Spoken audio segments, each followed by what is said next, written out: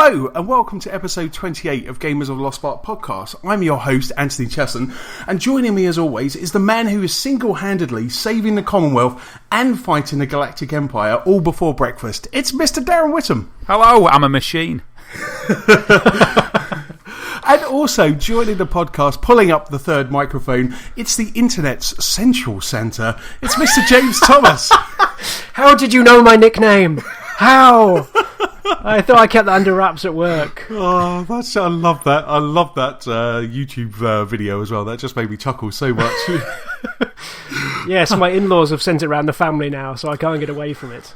I'm surprised that's not a calendar, your Christmas cards. Well, spoilers, it's one of them. I'm not going to say which. But...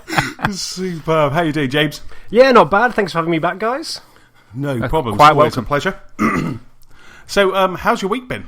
It's been good. It's been good. I have come to a point this week, though, where Darren might be the Lone Ranger out in the Commonwealth, though, because I've decided to hang up my Fallout 4 boots for the time being. Oh, wow. Yeah. I was having fun, but I got to the point where I was about 55 hours in, so, I've done my stint, given it a good chance. But I think I was expecting too much in some respects. I think if I look at it, Fallout 3 for me is still my favourite, so I just kept comparing Fallout 4 to it. And in the end, I just decided to have a break, to put it aside for a bit, and maybe come back after Christmas and give it another blast when I've just had some space, give it some fresh air. Wow, so what brought that on? Just the fact that you found you were constantly making that comparison? Yeah, a little. I think I played it a lot. Well, to squeeze that many hours into a couple of weeks, it was definitely a lot. But the things that really stood out for me was I kept trying to level up things like my charisma, so I could try and have more interaction with different people. So get the more of the storytelling options, try and talk my way through issues. And it could be rose-tinted glasses, but I don't think there was as much of it in 4 as there was in 3. And I just kept thinking, like, I'm going to have to shoot my way through everything, and I haven't got through as many of the bespoke experiences in 4 as there was in 3. Like in 3, I can remember finding these little villages that thought they were still living in the 1950s and pretending things hadn't happened. And while I found a few nice elements in Fallout 4, it's still a very good game. I think I'm just always going to be looking back and comparing it. Wow. Well, I'm still playing it at the moment. I don't know how I'm going to get out of it. I think I need to probably just beaver away and finish it, maybe, because once I've finished it, I'll sort of have closure. But for me, it just feel like Fallout 3, but I'm content with that, and I don't sort of, when I do look back, maybe I didn't play Fallout 3 as much as your good self though, but when I do look back, I just think, yeah, it's sort of the same, but I'm happy with it. I've made my peace with it, so I'm just still happy wandering around the great fine Commonwealth and having adventures at the moment. So yeah, I'm still on there, but it's kind of, you've got some space there. You kicked the habit. You got a whole life to fill. I've got my life back now. So did you finish the story, or did you just leave it at a point? I've left it at a point. I think towards the end, I decided to make a bit more headway with the main plot, just so I can come back to something very specific rather than just find myself wandering in the wasteland. So, made a bit more of a charge down that. And those missions, I think, are definitely some of the better ones, because obviously they give it far more structure, far more storytelling, I guess, just to try and push the tale of you along in the wasteland. So, that definitely left me going on a high. So, I think it was a nice place to leave at that point. I spent about 5 hours just like looping around all my settlements, and this may be where the weariness kicked in, because I'd gone off the story track and I'd gone, right, I'm going to set up each of my settlements so that they have food, so they're all connected back to my main base back in Sanctuary, so they've all got the supply routes, and so they're all defended and ready to go. And I just felt I wasn't getting anything from it. I really liked building up my home base and building up the fortress to make sure that they look spectacular and they look formidable for when enemies come.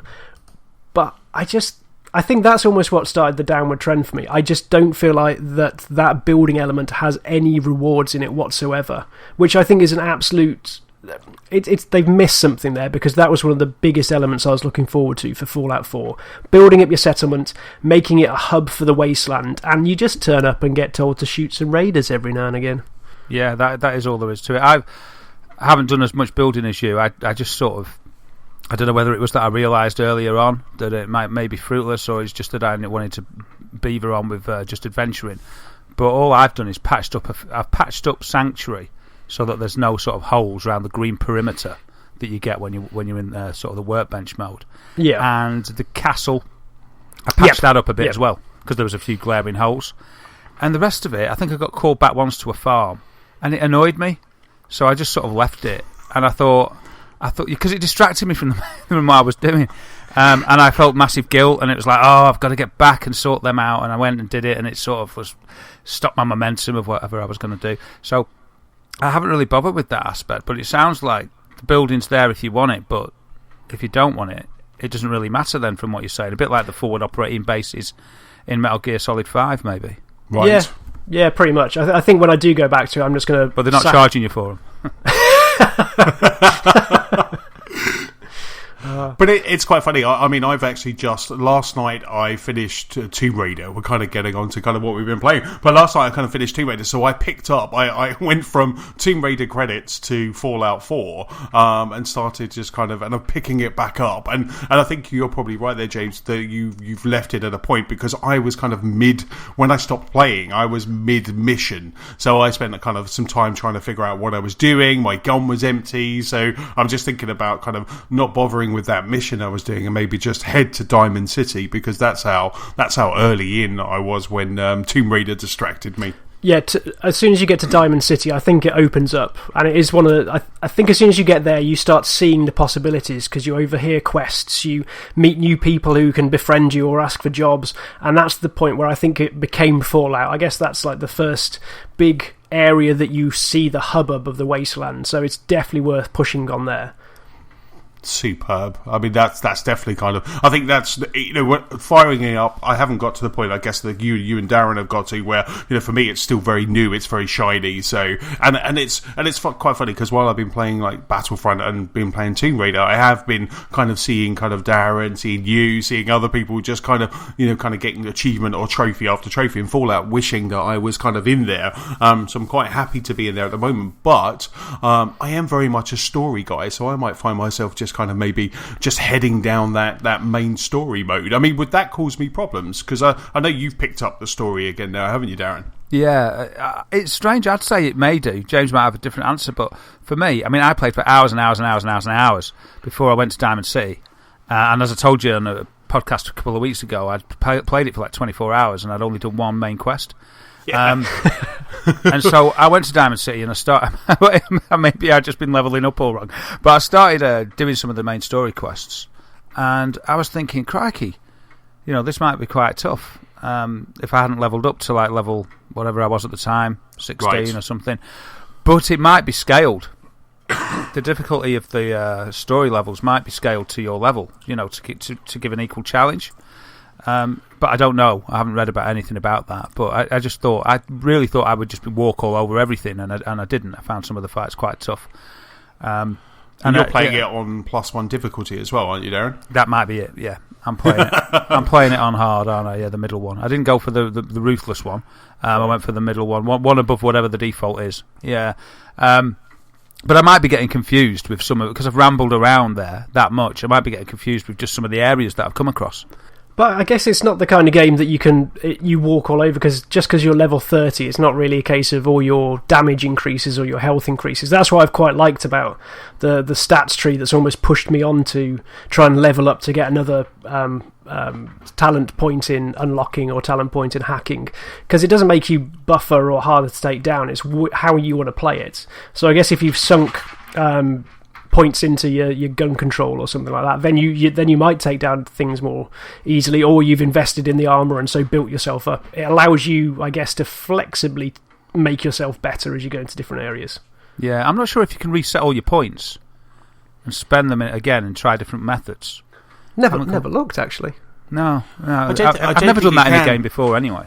Yeah, I don't think you can kind of like reconfigure them, because I was listening to a podcast at the weekend while I was doing DIY, and they were saying about how they've just unlocked something called the Mysterious Stranger perk. Oh yeah, Which and that kind of also they said they kind of unlocked it, but they kind of went from left to right instead of you can go from top to bottom, can't you? You don't have to kind of fill up the top line before you get to the next line and stuff like that. So they were I think they were saying that they wish they kind of knew that they didn't have to do that, or if they could just re-spend. And so I don't think it is an option. Oh, okay. Yeah, I spent quite a lot of time just leveling up the top ones, your actual special stats. Oh, your core fundamentals there. Yeah, I don't know, I was like, I've got to do this first, and then eventually I was like, this is rubbish, I need to get some talents here. So I sort of started on going down, but because of that, I mean, I can get some things that are quite low, but I think I've missed out on a few things.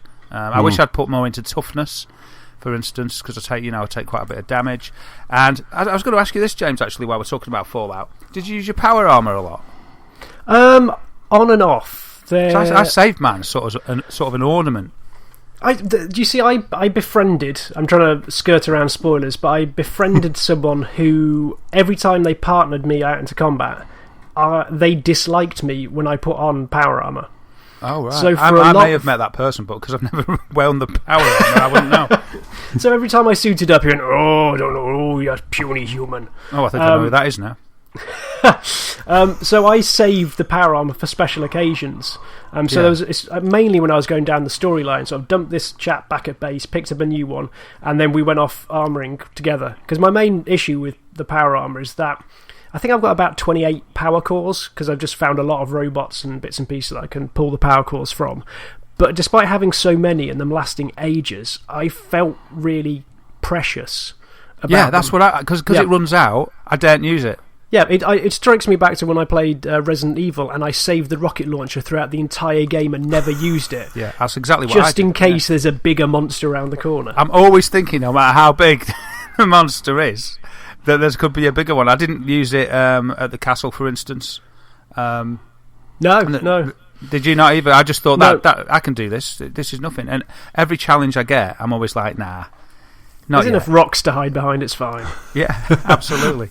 But that's the same with a lot of games, though, isn't it? You do end up saving currency, and you do end up saving kind of extra lives or ammo and things like that and you kind of get to the end of the game and you never use them. I know Nicola always kind of pokes fun at me when we're playing like Plants vs Zombies 2. I've used up all of my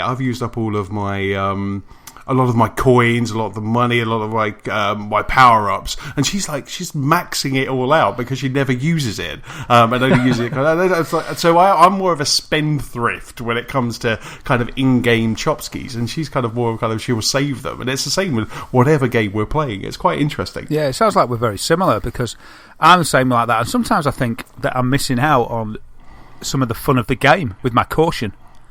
Because the game's about fun, it's not real, there's no real consequence. It's like, come on, it's giving you this tool set in whatever it is, it's giving you this weapon or it's giving you this power up. Go out there and have fun. And I'm like, no. I used to be like that with Destiny, with the heavy rocket launcher or the heavy. Yeah. I would never use it because it was so scarce to pick up new ammo. But then I found that you could buy ammo packs that would refill that for you. And then after that, I used to just go full blast all the time. But again, Nicola was like uber cautious, and she would never use her rocket launcher. Maybe she's just a better gamer than me. Maybe that's the... She's there taking things down with a pistol, and you're there having to use the Uzi and mega guns. And... I remember getting told off once for playing Borderlands because I had a rocket launcher that kind of did corrosive damage, so the entire area would just be this green smoke, and she was like, "I can't see anyone when you just keep hitting everyone with that rocket launcher," and it was just like, I was like, "Okay, dear." That's just sour grapes. I was like, "I'll just use a gun," and it was hilarious, but. So Darren, what else have you been playing this week? Mate, well, yeah, so Fallout and Star Wars, really. Not as much Star Wars as I have been because Fallout's been taking a lot of my time. And we've been talking about that, so I'm not going to dwell on it too much, but I've done a bit more story, which I can't really talk about. And then I deviated off, started exploring the south of the map, which is where everything's really... It gets tougher, sort of the further south you get. And... yeah, just at the moment, I am just in a bit of a tangle with some super mutants that are guarding a satellite array. And there's a few with a sort of a red skull, which means they're several levels above you and maybe quite tough to kill. and they're giving me a bit of aggro. So I'm doing that. I got a bit frustrated with dying, and I was thinking about cranking out the power armor, but I haven't done yet. So we'll see how that goes. And then once I've done that, I'm going because it's a bit like a Diablo or a Warcraft thing. It's like it's all about the loot, or Borderlands, I suppose. I'm always thinking, I'm going to find this awesome weapon, because in Fallout 3, I found this fantastic like future technology weapon. It was a laser gun from an alien, I think, and I loved it. And I was sort of, once I'd got that, it was great. I was walked around and I was the king. And I think in my heart, I'm sort of looking for that weapon. I'm thinking I'm going to find this weapon that's just going to just blitz anybody, and it's just nothing will be a problem once I've got it. And it's as if I'm scouring away, and I'm always looking for it. And I'm not really getting too disappointed, but I'm always like, it's not here. So maybe that's what I'm looking for. But I'm gonna have to abandon that quest, really, because I want to play some other games. But you say that I think the weapons are actually the best part of Fallout 4. Because since they've adding as much as I diminish the base building, the actual crafting involving the weapons, I think, is fantastic. It gives you that reason to go and loot all the bits and pieces, but actually it's given me this great sense of customization, because when you take down the elite monsters, you manage to get a special weapon or a special piece of armor from all of them. Yeah. So I think I'm wearing a chest piece of combat armor that allows me to go invisible if I stay still. I had that. Yeah, I've got that. Yeah. Actually. Yeah, it's cool. Oh wow! I've got a left arm that allows me to hack into computers better. I've got a right arm that allows me to hack into safes better, and then I've got a shotgun that poisons, a pistol that sets people on fire. And every time I'm just scavenging bits to make these special things even more powerful. I mean, I'm not as going as straight damage as you like, but actually hunting out the elites to find out what their carries is superb. So it's worth wandering the wastelands for that, definitely. Yeah, I love doing that as well. And I only really started doing my first crafting a couple of nights ago, because I started to think, oh my goodness me, everything seems too hard. I'm not really taking that much energy off these guys when I'm hitting them. My short laser musket, which is my go-to weapon quite a lot when I hit a big man, was like not taking much, and I was like, oh, this isn't good. Maybe I'm gonna have to like actually craft now. You know, what it's giving me isn't enough. So I started going into the options, and I've got loads of stuff. Well, I think I've got loads of stuff. I hear that screws are quite rare, and I've got about 100. So I was like, right, let's just see what I can do. And I was going through all the options, and there's loads of options, isn't there? What you can do with pros and cons for each thing. So I went through every weapon that I've got stacked in my favourites, and tweaked it, and got some more damage there, and got some scoped weapons, got extra zoom, less recoil, etc. Really cool. And I got one, that was right. It was one of my energy weapons, and one of the options was to add fire damage. And I was like, oh wow, that's cool. So my best piece of advice on that as well is strip all the weapons that you get from enemies, because the enemy weapons that you pick up as well have modifications on. Just strip them back down to the basics, and then you'll have easier ways to upgrade your ones as well. Oh, that's really interesting, because that's really good. One of the earliest perks that I picked was to be able to salvage better kit from weapons. Yeah. Oh, right. And then I proceeded to not craft for I don't know how many hours, for 40 hours or whatever it is. But I just thought, that one's in the bank when I get to it. Yes. I'll use it. So, yeah, I think I'm going to get into more story, because this is the thing I was going to say, actually, James, when you said that you played some story. I avoided the story for all that time. And then when I did, I found that it really did pull me along. It's quite entertaining. And I found it hard to come out of the story again, to just have a bit more of a wander. So, yeah, I'm at a point, I don't know how to tell you this without... I'm not even going to bother trying. I'm trying to think of some code. I'm trying to... Decode something. Yeah. I presume you're past that. Yeah, have you tried to use someone's brain? Yes. Okay, we'll leave it there. Yeah, and it's good, and it's good. I like how that makes sense to you two, and I'm just sitting there like, what? Did you happen, James, upon it might be a quest that you come across, but I just found a really tall skyscraper building. It wasn't the Tesla building. Is that the one with the radio guy at the top of it? Yes. Yeah, and I just decided that I wanted to go in and get to the top because it looked interesting from far away. Yeah. And I thought that was fun. The story this time around, I think, pulls you into some really nice locations that then open up those alternate quests. There's so many. I've said it before. It's so rich, isn't it? The environment absolutely, quests. and so nice and varied, because I think again, without trying to spoil things, but I basically got put down the path of, I found a private investigator, and then I found someone who wants me to pretend to be a superhero, and I found... So all these really little things are just like spinning off the main story. Absolutely great. Yeah, but they bring it to life, don't they? They bring the universe to life. Yeah. And there's so many details. Details in the skeletons that I talked about, I think, last week, in the situations that they're in as like the bombs hit. And it just, where the two are cuddling, yes. Yeah. It's just sort of poignant. So yeah, Fallout 4 I've been playing, and a little bit of Star Wars. I'm still not very good, but I'm going to practice, and this is why I need to get Fallout 4 out of the way, so I can get good a little bit. But I'll be like, right, I'm ready for Star Wars now. I'll go on, the server will be empty. I'll have missed the boat. It'll be like, see you later. That'll be... In a week's time, the movie will come out, everyone will realise it's rubbish, and no one will be playing that game at all. They'll have all gone back to cry over Jar Jar Binks and remember how good that was compared to the new film. Oh, how dare you, sir. I must admit, I really enjoyed that new map, the Jakku map. You were talking about that new mode that was that went live with the Jakku map. And I think anyone who didn't pre-order Star Wars Battlefront, that Jakku map is free now. It kind of, today, on the 8th of December, it kind of went live. And I'm just playing that mode. I'm really enjoying that. You kind of really did hype it up quite well last week, Darren. And I think I had a session where I was listening to a podcast and I just played that, just in constant, just kept looping to the next game, and it was just, and I had some really good games where I was top of the leaderboard, and I had some bad games where I just couldn't kill anyone at all. I really couldn't find my way. But the new map looks just amazing. Yeah, it looks stunning. Was it the turning point mode? Because that's the only mode that I've played on. I think there's another mode, but I haven't played that. No, it was just Turning Point. That was the one where you just kind of capture points, and then once you've captured them, they're captured, and you get extra time. And that's it. They're not going to capture it back off you. You've done your thing, and then you can just go for the next one. I just like that. It's just the fact that you've got that down Star Destroyer, and then obviously when the Star Destroyer was going down, AT-ATs and TIE fighters were falling out of it because there are wreckages everywhere, and it just looks so good. Yeah, and you can use it as cover. You can go through the skeletons of the AT-ATs. Yes. Quite nice. Yes. Or the AT-ATs. That seems to be the canon, doesn't it? Yeah, AT-AT seems to be the canon, but I just can't get away from calling them AT-ATs because it's been too long. Yeah. I'm old. And that's I've been calling that all my life. So it's hard to drop that habit.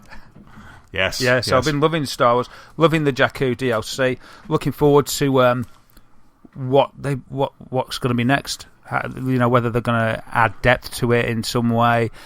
I'm just looking forward to what EA are going to do. I'm looking forward to reading the rage of the internet as whatever they say gets announced. But yeah, this could just be this could be a platform itself. They could just build on this. I remember Battlefield, last Battlefield game, came out to a lukewarm reception, and DICE built on it, and now it's very competent, very critically acclaimed example of the genre. So I think there's absolute possibility that this can happen with Battlefront, and I applaud the fact that they've opened it to a wide audience and dumbed it down a bit, because they want. I mean, I know it's a business decision, but I think let's get more people playing it. That works on two levels though, as well, isn't it? Because you say dumbing down, but I think the nicer way is that it's more accessible. There are so many effectively hardcore shooters like Halo and Call of Duty and Battlefield. I don't think even if it's dumbing down, it's just giving the public something different, which is giving people a chance. That always get killed straight away and get laughed at on these hardcore games. Yeah. Giving them a chance, and I shouldn't use the word dumbing down because I like it dumb. I like, as I say, I loved Unreal Tournament, Insta-Gib mode. I used to play that all the time. That's all I play. And there's nothing about that. So everyone has the same weapon. It's all about your skill. And easily accessible. That just means easier to play. It doesn't mean you need any less skill to win on an even playing field. Well, I think, compare it to what I'll probably witter on about later is, again, Rocket League. Rocket League is effectively simplifying so many things. It's cars and footballs and get the ball in the goal. And if you try and complicate it, then it just starts falling apart. They've honed in on this simplicity, and it's nice to see something like Battlefront doing the same too in a different genre. Yeah, and just inviting more players in. And I must be in the minority here, but when I started to play Call of Duty, the last Call of Duty that I played, I finished the campaign, I thought I'd dive into multiplayer and started seeing all these unlocks sort of bewildered me. It put me off. I couldn't be bothered with it. I was like, this is nonsense. To me, I was like, this is nonsense. Everyone should be the same. It's just too much of a purist. I was like, everyone should be the same. What's all this nonsense about? Like, if I play it for X number of hours, I'm gonna be better because I'll have a better gun. That's not skill. That's just putting in loads of hours. I mean, obviously there's an amount of skill involved there, but it just turned me off instantly. I thought, this is rubbish. I'd rather play something where you're all pretty much on an even playing field and go at it at each other. And if you get shot, you were even. If you take someone down, you're like, yeah, I beat him. We were both the same, and it was a good fight, and that sort of thing. I'm always about that sort of thing. I can appreciate that it makes it more interesting, and they had to inject something into the genre because it was getting a bit stale a few years ago. So I can understand what they've done there, and people obviously love it. As I say, I'm obviously in the minority with my views here, but for me, I just prefer a level playing field, really. And Rocket League's you're right there. It's a great. It's a kind of arcadeism, isn't it? It's an arcade game. Yeah. I mean, I look back into the same style as well when we used to play Halo at lunchtimes at work, and back in Halo 1 and 2, the skill was, can you get to the rocket launcher quickest, and then how do you play around the rest of the map? And I think it almost goes back to, in Star Wars and in Rocket League, it's how well you play those basics rather than how well you've pimped out your character. Yeah. No, absolutely. And, back to kind of what you were saying, Derek, the great thing about Battlefront and also Rocket League is you can just jump in for an hour. You don't have to invest on the full multiplayer of Destiny, of Call of Duty, so you're there and you have the same perks as everybody else. You can just say, I'm jumping in, I've got an hour to spare, I'm just going to jump in, have a game, and then get out. You don't have to worry about that. And I think that's kind of definitely what's pulling me to play that more than, I've never really played Destiny's multiplayer. I've been more about the single player and Halo. Well, I still kind of cry about that night, James. That was and it's just so different from that experience with Halo 5. Yeah. So is that it? Was that your list that's of me. games? Well, that's it. I played a little bit of Gauntlet that was free from PS Plus. Oh, okay. And okay. It's all right. It's a little bit like Diablo, top down. It's a bit like Gauntlet as well, but you go around shooting baddies, and it's got a bit of Gauntlet in there with the generator. Well, I suppose that's like Diablo as well with monster generators, and it's all right. It's okay, good for free, and that's about it. I had a little look at King's Quest, but not enough to comment on it, except that it looked really good animation the way his cloak flapped in the wind. I loved it. Oh, nice! Not like a nice cape flapping. I was twiddling him around with my left thumbstick for about 5 minutes. Just watching this cape flutter. It was so smooth. It was like butter. Buttery flutter. Say that a couple of times. So, James, what have you been playing apart from Fallout? So I've been back to Rocket League. That obsession continues. We've spoken about that before, though, so I'll put it to one side. But did you get the Back to the Future stuff? I did. It was great that weekend. You pretty much had a match of 3-on-3, and all just like the high-pitch whine of the DeLorean engine speeding past you at all angles. It was fantastic. And the trails as well. Oh, yes. Yeah, the best is like when they blow up. So when you drive someone through at a high enough speed, they'll just explode. But then it looks like they've travelled back in time because there's the trail coming out behind you and then just this smoking. Fantastic. Wow. That's really cool. Did you also get the Portal DLC that I think we spoke about last week, or did you get that I have a companion cube stuck to the back of my car as I speak. Awesome. Even Ali notices, like, is that a Portal cube on the back of it? Yes. And don't you get like a stream as well, which is the colours of the Portal gun? There was something, wasn't there, which was the liquid. The three different fluids. They look a bit weird coming out the back, so I've stopped using those. Right. But I'm still a big fan of just like it's almost like a Tron-like laser that just comes out the back, so as if you're on the Tron bike. So it just leaves this nice big flat line that looks like people could explode if they drive into it. Oh, wow. Awesome. Light Cycle City. I love it. Yeah. So what do you think about because there was news last week, we'll get to it kind of in our news section a bit later, but there was news of Rocket League is coming to Xbox One. Are you going to switch over, or are you I squealed with glee when I saw that. That will be the third platform and probably like the sixth different machine I'll have installed Rocket League on, so just the thought of being able to play a Warthog, yes, that's it. It'll be set to the Warthog and it will not shift from being the Warthog, so Yes. Yeah, and also the quite achievements. cool. I'm willing to play it all over from level 0 again just to go and farm the achievements on that one. It's worth it. Wow, there was some discussion about whether there'd be cross-play from Xbox One to PC, but apparently that's not going to happen, which is a bit of a shame. Yeah, I wonder if they've already set the servers up to go Sony to PC, and then there'll be this weird thing of did the PC guys go with the PlayStation to go with the Xbox? So it almost seems as an architectural decision going, yep, just keep it separate, make it simple. Yeah, and I suppose when you've got different, again, going back to my purism, different control schemes, I think it's best, everyone on PC. It sounds quite segmentist, doesn't it? Everyone on PC should stay on PC. Everyone on PS4. I'm quite happy with no cross-platform play because I think mouse and keyboard versus pads, maybe not in Rocket League, but I just think it tips the balance of the fair playing field. Yeah, definitely. But yeah, well, I guess transitioning I think it was last week or the week before, we had a games night at work, so we had Rocket League there, but we had a load of local co-op games, so we dabble with Rocket League, some Super Smash Brothers, Rock Band, Keep Talking and Don't Explode, and Mount Your Friend. So it was after playing nothing but Fallout for an extended period of time, it was really nice just to then have a little smattering of everything in one evening. And I miss the couch co-op style of games as well, because it's quite fun playing Rocket League online. But when you got 4 of you sat on a big sofa, literally being able to elbow each other either in glee or delight, or just rubbing people up the wrong way when they've let in a really bad goal, there's just something real nice and old school about it. That's just so cool. What a great night. I mean, how many was you? Was there a lot of people there, or probably about 20, 25 people? So it was a really, really good turnout. But yeah, the best thing about it was we have a big projector telly, or just a big projector, right. And so Rock Band was going on that the entire night, so to perform the soundtrack to the evening while everyone else was playing. So you had Super Smash Brothers going along while there was some heavy rock chords being thrashed away at in the corner.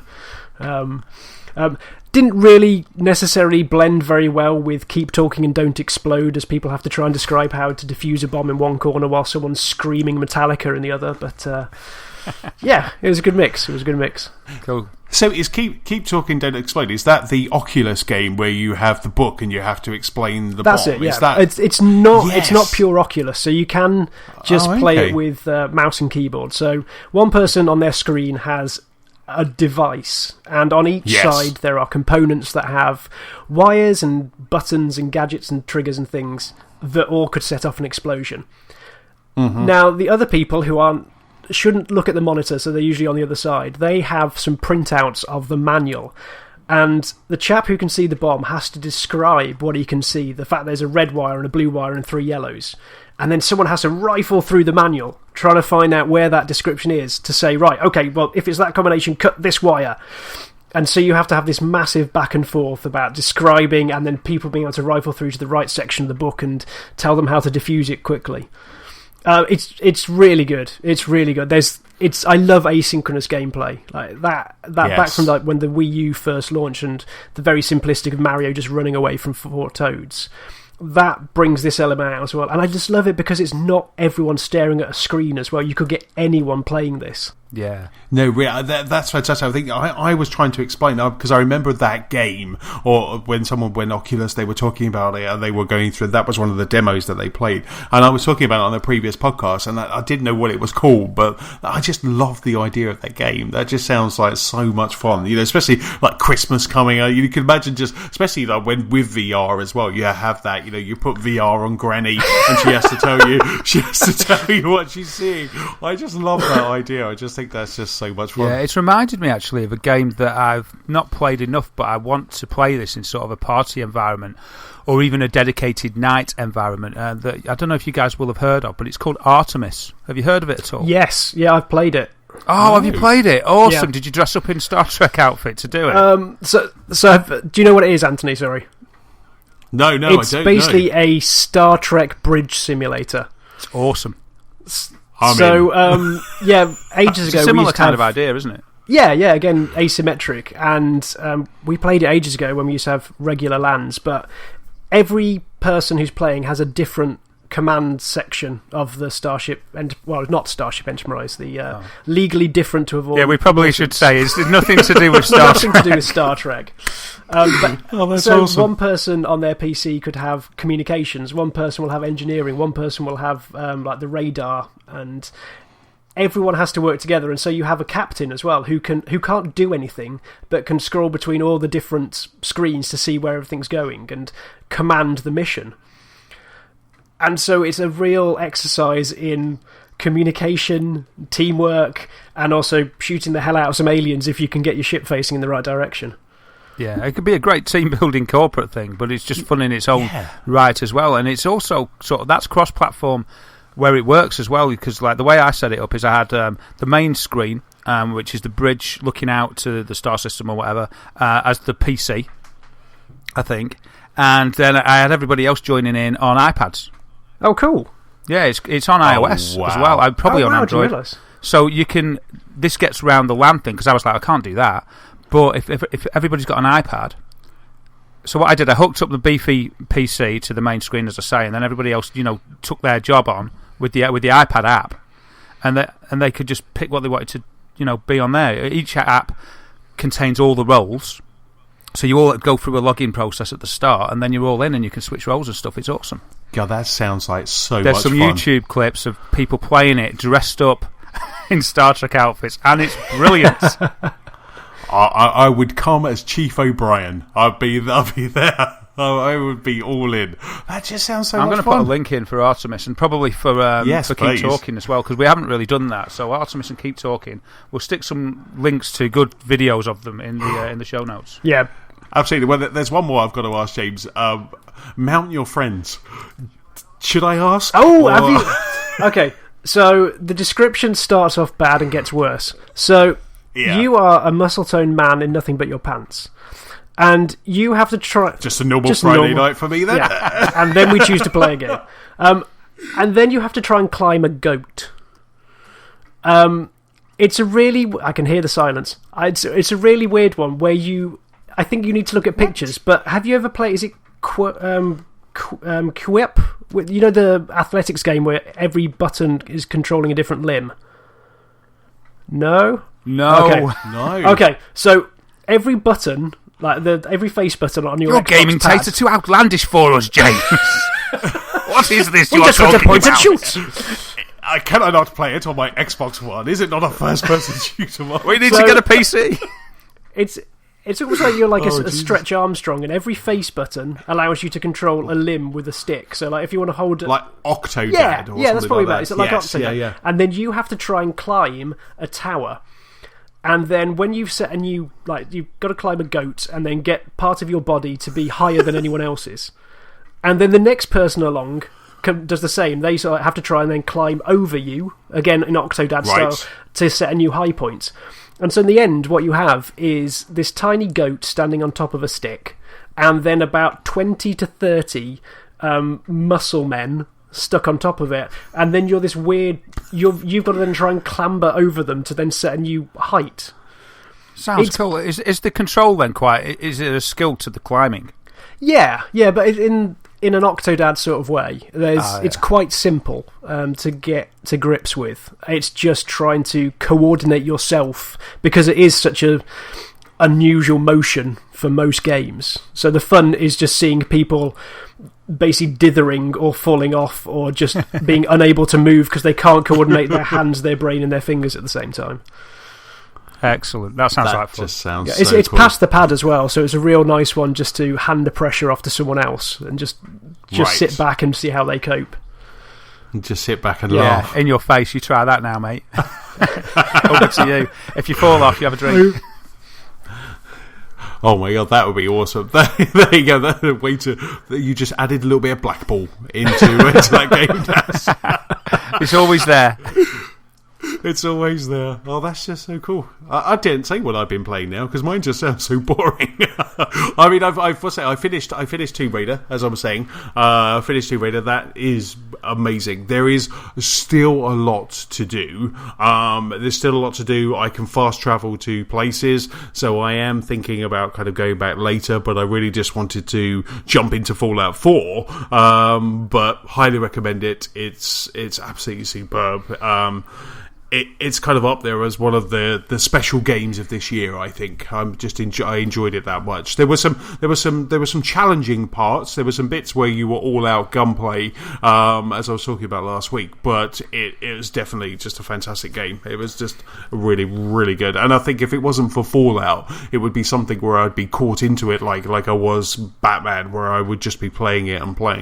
But no, it's really good. It's such an awesome game. Ali started playing that last night. My wife and. Oh, really? It looks amazing. It's stunning, isn't it? So she's only done the first bit in the snow and then got into the major temple, so only about an hour or so.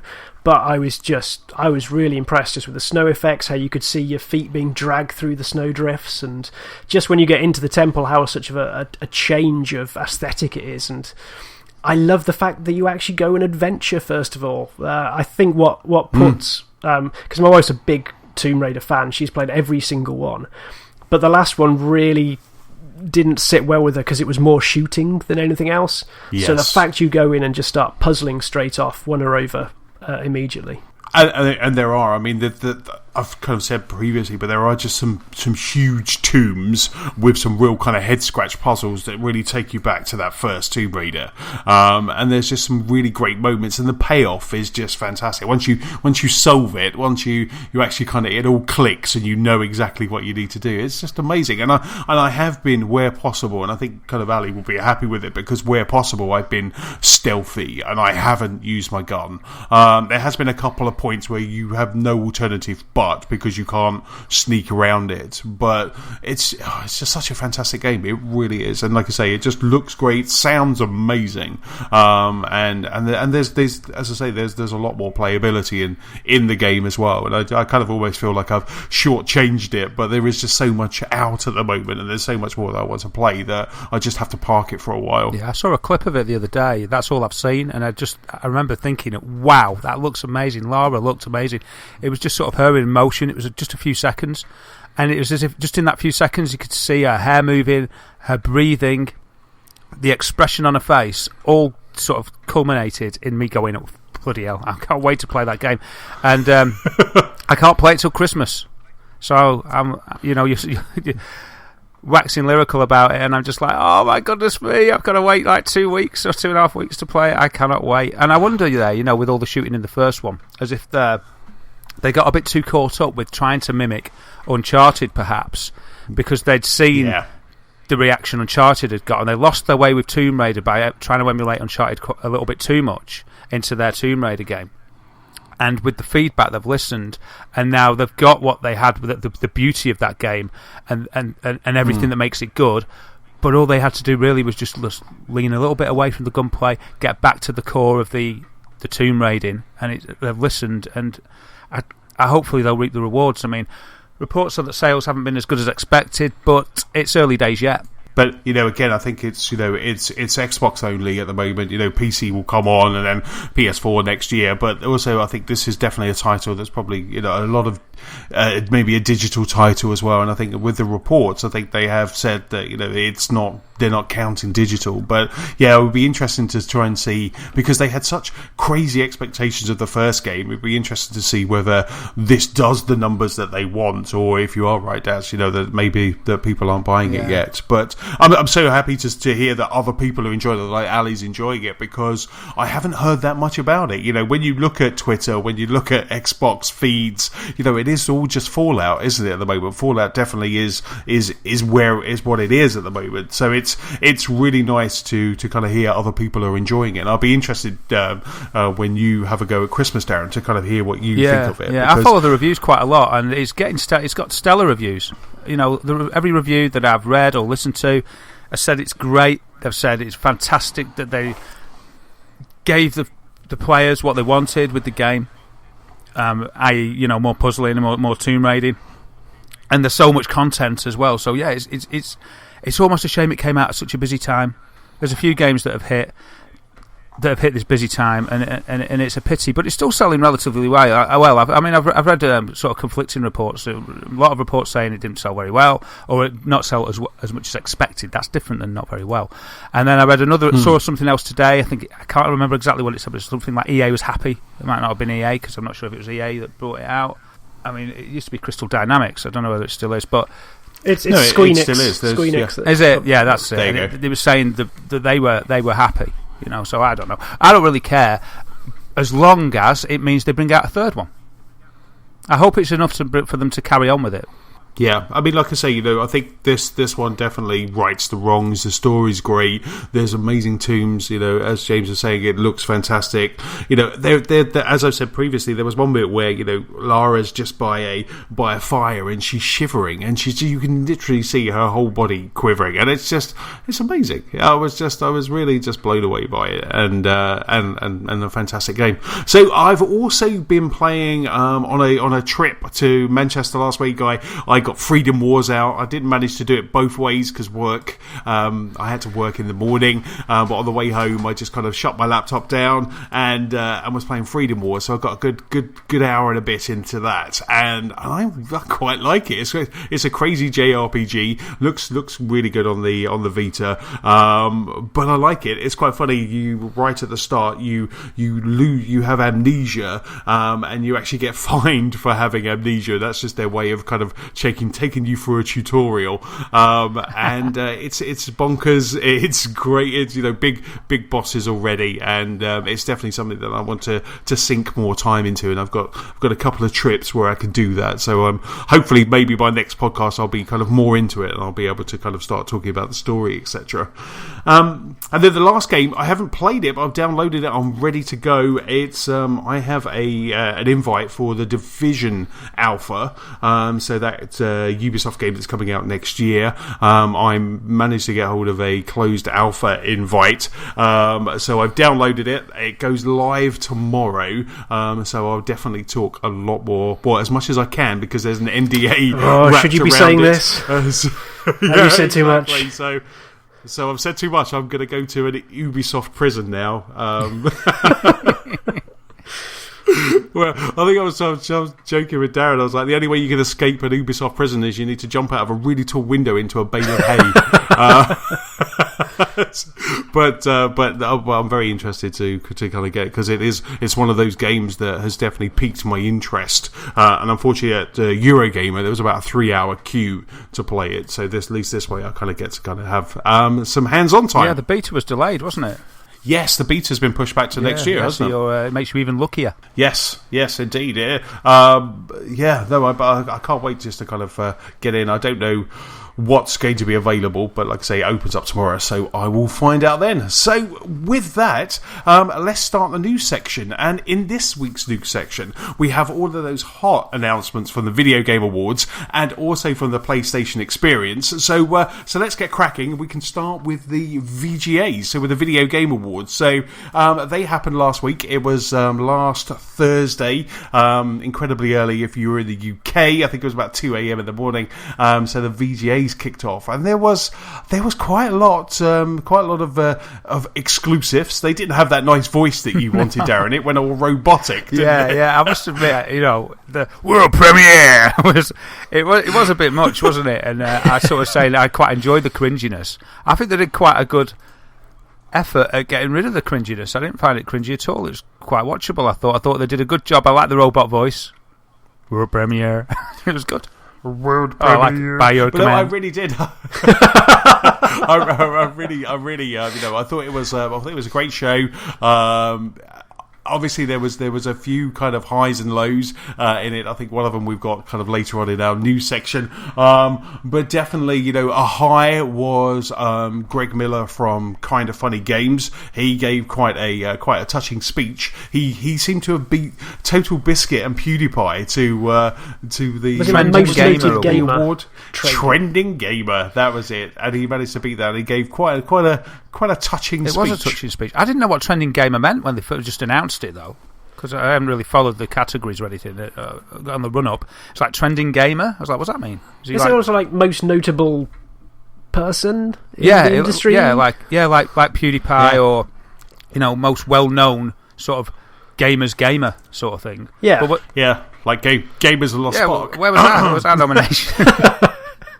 It got lost in the post. I had a chat with Jeff after, and he was apologetic. No, but I thought it was really good. I mean, it was quite a heartfelt nod. Did that kind of resonate with you in your chat? Yeah, James? I think especially on. I was looked at because I didn't actually see the award ceremony itself, unfortunately, because I had prior engagement. But the next day on Twitter, so many of the people I know in different studios.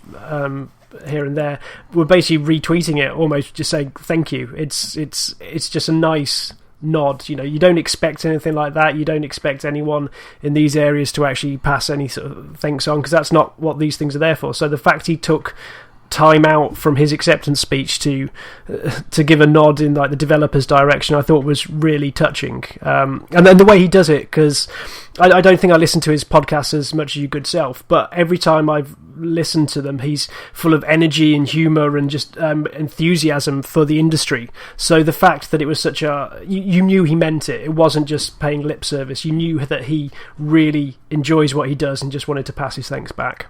Yeah, absolutely. I mean, it was quite funny because there was a couple of comments. I think PewDiePie won an award. He won a Golden Joystick Award, didn't he, in a couple of weeks ago, and didn't even turn up. And I think a lot of people were saying it was quite nice that that someone of that kind of ilk did turn up, paid respect, and really did just kind of pay it forward type thing. And I was really kind of hats off to him. It's quite funny because just the day before that, I am a kind of a bit of a Greg Miller fanboy, but just before that he did the breakdown of the Batman vs Superman trailer, and if you watch that, it was like a half an hour YouTube clip of him just basically losing his mind over the Batman Superman trailer, to one point where he whips off his t-shirt, and he's not a slim bloke, and he whipped off his t-shirt, and then you compare that to the very kind of the very, as you say, the very heartfelt, very genuine acceptance speech they did. It was very funny. It was very nice to watch. So we had a whole bunch of apart from that, we had a whole bunch of exclusives. I think kind of maybe we could just quickly kind of run through some and just picking out what caught your eye, because there seems to be a whole slew of things that came from it. I think for me, and we'll go to Darren, and then, but for me, no shocker really. There was two of my worlds collided in I've got this written down in a sealed envelope, and if it is what you said, I think I win a £10. Go on. It's Telltale Batman. There we go. I thought it was Shaq Fu. Do you know what? I have two of Shaquille O'Neal's albums. Maybe I shouldn't say that, but I have two of his rap albums. I was an idiot when I was younger. Telltale Batman. That just when because I went to the next day, I had to go up to Manchester, so I was on the train at like 5 o'clock in the morning, flicking through the announcement, saw that one, and I just went straight for that. When I saw Telltale Batman, I was just like, he didn't get much in the trailer, but for me, I think, and I'm hoping this is going to be a very noir. I hope it's Batman, exactly almost like the image. I saw one person mock up a screenshot of it, and I think it was from The Dark Knight, and it was just Batman holding up a creep, and the question was, who are you? And simply on A, B, X, and Y, on every 4 button, it said, I'm Batman. If that's just the entirety of their output, I'd be happy with that. Yes. But that game I was like, right. I mean, it's really interesting because Telltale have got, the TV deal, they've got the Marvel deal, they've said they're going to make another Game of Thrones, and then they just come out of nowhere and say, oh, and by the way, we're making a Batman game as well. And for me, that was just, I want that game so much right now. So that was my kind of giddy moment. What about you, Darren? I'm not sure. I mean, I must say, with the Telltale Batman, I hadn't got a clue what that was going to be until I saw the Batman sign. How long did you get through it before you knew? Because I know you're a lot more familiar with the lore than me. Did you sort of know straight away and you're like, oh, wow? Yeah, because I clicked a link that said Telltale Batman. So, right. Oh, okay. but But, I think, straight away looking at the trailer, I think straight away, you would have got it because it was kind of these parents being shot in Crime Alley and all of that sort of. So I was just like, yeah, no, this just looks special. And I wanted to be, first of all, when I first looked at it, in my head, it was like, make it like the animated series, make it in that. But I do think I want this kind of almost first appearance Batman. That I loved the symbol that they had. That was definitely kind of looking like first appearance Batman. And this could just be really good. Yeah, absolutely. I think for me, I really enjoyed the Uncharted trailer that we saw that had been previously unseen. That was pretty good to see some footage. And then, I don't know, I was scratching my head a bit with some of them, like Where the Water Tastes Like Wine teaser trailer. I finished watching that and had no clue at all the aesthetic what that alone, game's though, going to be like. That aesthetic looks really nice. So I hope it is I love more the song than just as well. the trailer. Yes, yeah. So it's captured my imagination, if anything, for just the style. And I think it made it stand out at least from a whole bunch of other sort of like smaller or indie projects. So I'll be keeping an eye out for that one. Yeah, it just had me scratching my head. But I suppose if that's the purpose, yeah. That's cool. It was good to see a little bit of Far Cry Primal. That looked good. Yep. That looked good because Yeah. I was worried how that would work if you took away the guns. But that trailer that showed you could use wolves and you could use the saber-toothed tigers as your minions. You could send a saber-wolf tiger to attack someone, and that adds a real nice dynamic, I think, that the actual main Far Cry games can't offer you. So it's not like they're just trying to replace like for like, going, oh, you've got a bow, oh, you've got a slingshot. That gives it something nice and unique. Yes, absolutely. I mean, in Far Cry, what was the last one? Was it Far Cry 4 was the last one? You could armor, or you could use an elephant, couldn't you, to take down barricades and things like that. And so they definitely were starting, testing the water for this. But I loved that trailer. It was a really interesting trailer. Yeah, I mean, it reminded me very much of, and the title has slipped my mind, a recent announcement of a game where you were a shaman, and you could sort of use the animals and sort of possess them, become them, and fly them, and then you could use them to, infiltrate natives' bases and things. Is this like the that. French game? I can't think what it's called. Yeah, by Michel Ancel. Yes. And I can't think what it's called either. And it's doing my head in because it's they do seem very similar. I'll just have a look through him, I think. French, that's gonna nature, game, E3. Quantic Dream, no. All I'm getting is Beyond Good and Evil 2 that everybody wants. It's as if France has done more than one game. Shocking. Try putting what was the name of the developer? Michel, I think. Michael Ansel. Michel Ancel, I think you say. What's it blooming well called? Wild, that's it. Oh, all right. Oh, yes. I know the one you're talking about. That looks fantastic. Yeah, and they do seem to share a soul in a way, those two games. So I thought, both look good. Both look great. The Psychonauts 2 announcement. That's good. Oh, that's yes. good. Yeah, that's good stuff. Psychonauts was a good game. Well, it's a good game, and funded on Fig, I noticed as well, which we covered ages ago, Anthony. We did indeed, because that's Tim Schafer's one of the original backers, isn't he, of Fig? So it's not Kickstarter. He's so you guys investing? I think I will. There is a $39 pledge. There's a $39 pledge, which is basic braining, and you get a $18 credit, if you will, for a PlayStation 4 and Xbox, or an Xbox One version of the game. So it gives you a DRM-free version for Windows, Mac, etc. You also get your name in the credits, and you also get, like I say, a PlayStation 4 or Xbox One. I'll have to have a look at what they're offering, because he did mention there's going to be a Psychonauts VR game as well. It'd be nice if there's a tier that you can contribute to that gets you that as well. Just looking. No.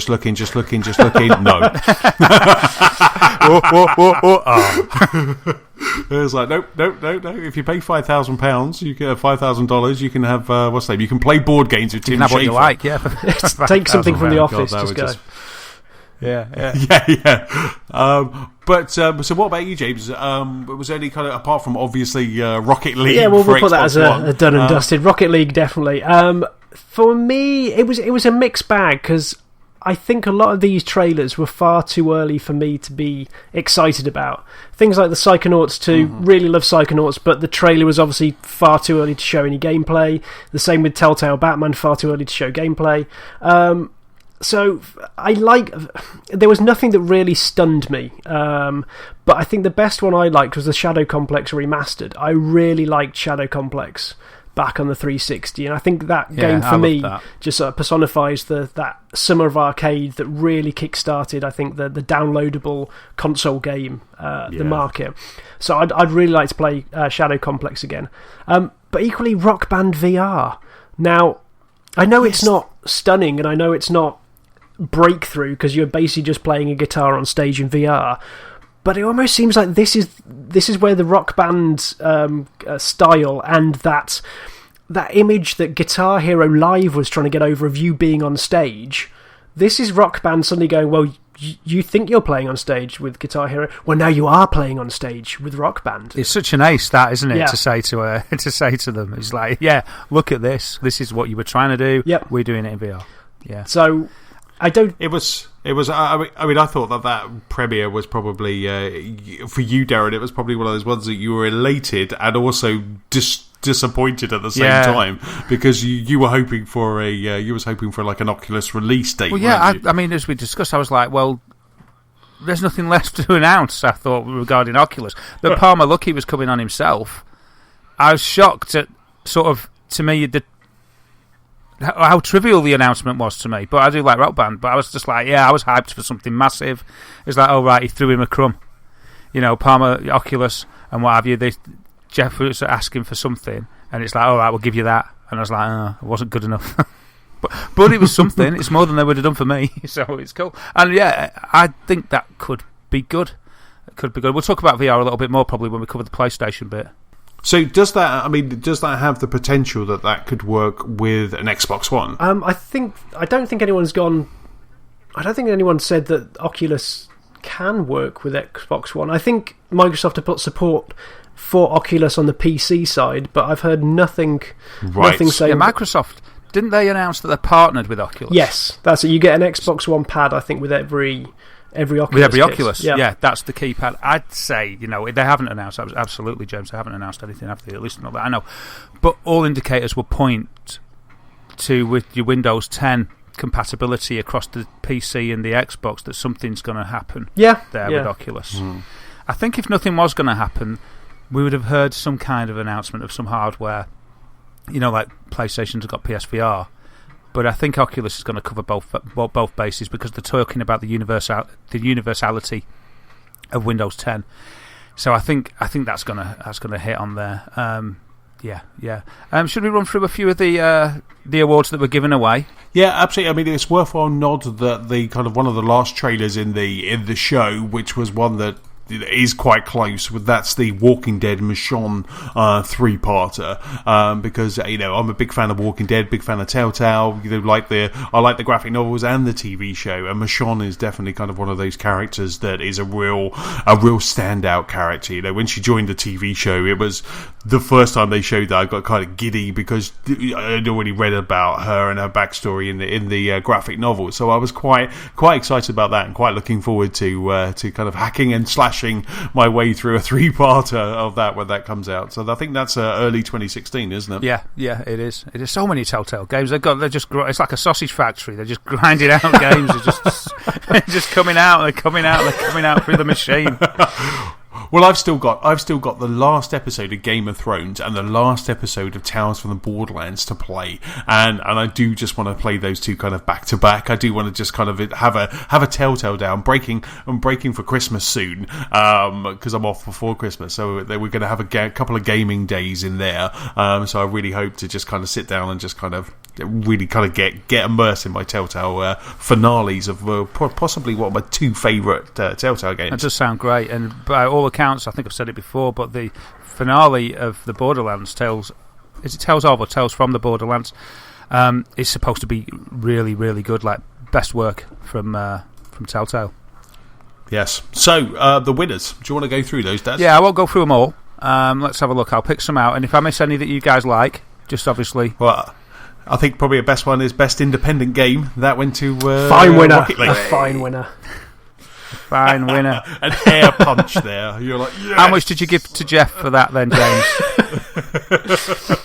Well, you were in the background. What else have we got? Most anticipated game? I'll give you the categories. James, do you know the answer to this one? Yeah, so I've been scrolling down the list at the same time. So all right, never mind then. I was going to get you to guess. No Man's Sky, got that. So it beat Horizon Zero Dawn, which is, that's shaping up as a good one. A lot of anticipation there. And Last Guardian, it beat that as well. I think everyone's probably a little bit cured of being hyped for Last Guardian. So yeah, No Man's Sky, I would concur with that. It's probably the game that I'm most hyped for out of that list. Best multiplayer game. So you had Call of Duty, Destiny, Halo 5, Rocket League and Splatoon. And it was Splatoon. I think I was quite surprised by that, but also not, if you know what I mean. I was like, especially for something very kind of US-centric. I was expecting, Call of Duty to win or Halo, but I was quite surprised and like I say, and pleased that Splatoon got that. It's a nice nod. I played a lot during the summer, and I think it falls into that same category that we're talking about, Rocket League and Star Wars. It's great that you can just play it for 5, 10, 15 minutes, and then just it's bite-sized. You get to have a little blast and then move on. But I think it did so many things well, like drip-feeding the content. I think it deserves the plaudits. These were voted for, weren't they, by gamers? Oh, really? That's even better. I don't think... Well, were they not? Not all of them. Oh, no, okay. Not all of them were voted. I think there was a whole section that was voted for where gamers. The rest were kind of industry types. Okay, fair enough. I'll take that back. Let me retract. It's a bit like the Oscars. I was just going to say that would be a nice indication of the slant where people are going with the shooter games. If it was voted for by fans, but yeah, sorry, I retract that. I was wrong. Best sports stroke racing game. Rocket League. Yeah, you said it. Yay. Best fighting game. Rocket League. Guilty Gear. No. Really? Mortal Kombat X. But to be honest, it's what it went up against are not games that I know that well anyway. Guilty Gear, Xrd, Sign, whatever. Rise of Incarnates, and Rising Thunder. I don't know those games. No, I know Guilty Gear, Xrd, Sign, but the other two never heard of. Best role-playing game, you had Bloodborne, Fallout 4, Pillars of Eternity, The Witcher 3, and Undertale, which is a little favourite of mine. Witcher 3 got it. Nice. I don't think I could grumble. I don't really know Pillars of Eternity, but if any of those would have got that, I would have not been able to argue. It's very difficult to choose, especially this year. Best action adventure game, Assassin's Creed Syndicate, Batman Arkham Knight, Metal Gear Solid 5, Ori and the Blind Forest, and Rise of the Tomb Raider, Metal Gear Solid 5 won the award. And I think I'll just pick one more because I'm getting bored. I think a nice standout there was best art direction as well, because there was like Batman Bloodborne, which is as gory as it is, does have a really nice art style. Metal Gear Solid 5, Ori and the Blind Forest, and Witcher, and it was Ori and the Blind Forest that got that one. And it's hard as nails to play, but while you're playing it, you are just you're just loving it. The opening to Ori is it's almost like up there with the opening to Up. It's very sad. You sit there blubbering. I can't play. I'm crying too much. I love that emotional engagement. Yeah. Yes, no, it's just such a lovely game. So you've got it down one. Yeah, I'll go for. We'll give Game of the Year in a minute anyway. But yeah, best score and soundtrack. I found the immersion, the audio is key to the immersion in a game, so it's very important. Out of Fallout 4, Halo 5, Metal Gear Solid 5, Ori and the Blind Forest, and The Witcher 3. It's the same candidates for every game, for every category. It was Metal Gear Solid 5, which surprised me. I thought Halo 5 would have got that because I loved the music and the score in Halo 5. I thought it was tremendous, so I was surprised with that. Yeah, the other two awards that caught my attention, I was really... This is more because I love the games rather than anything else. Her Story got a nod in a couple of categories with Best Narrative and I think Best Performance as well. I really enjoyed Her Story. Also, I see Life is Strange getting the Games for Change category, which I'm not 100% sure what they're aiming for with that name, but yeah, Life is Strange is something that everyone's been recommending to me, so I want to try and pick that up over Christmas. Yeah, I don't really understand the category. I mean, it's not simply sort of strong female lead. because they're not all in that. They don't all feature that. So I don't know exactly what they're saying. I never heard an explanation for it. Maybe it's just those games that are just kind of breaking the mold slightly, because Her Story is not really a game, it's more of an interactive experience, so maybe it's kind of at best kind social of that, impact, just, according to the brief. Yes, social impact, that makes sense. I was going to say that about games that deal with issues, because I know that Life is Strange does deal with a few issues of being a youth and stuff. So yeah, but that's a cool category to have, to give some. We'll shine the spotlight on some of these games that are maybe a bit lesser known by people. Yeah. Absolutely. I mean, overall, I thought it was a really good award, show. I thought, they're doing it. They've already announced that they're doing it again next year. So it's hats off to Jeff Keighley, because he does it on his own now, doesn't he? Before he had backing from Spike or other things, but he's now just kind of his production company now does all of this, and I thought he did really well. He's been like a force for good, really, in the games industry. He's fought, hasn't he, to get a recognised awards ceremony going, and I think this is the closest to sort of a bona fide, uncringy effort I think that he's done. Did we do the Game of the Year? Ooh, no, I don't think we did. May as well then. So for the Game of the Year, so the crowning award of all the other awards was between Bloodborne, Fallout 4, Metal Gear Solid 5, get deja vu, and Super Mario Maker, and The Witcher 3 Wild Hunt, and The Witcher 3 won it. So, there you go. Nice. That's the Game of the Year. Which is really kind of sweeping a lot of the awards, isn't it? It's really kind of getting, because CD Projekt Red also got Developer of the Year as well, so people are they are loving that game. Yeah. It's really difficult choices out of those games.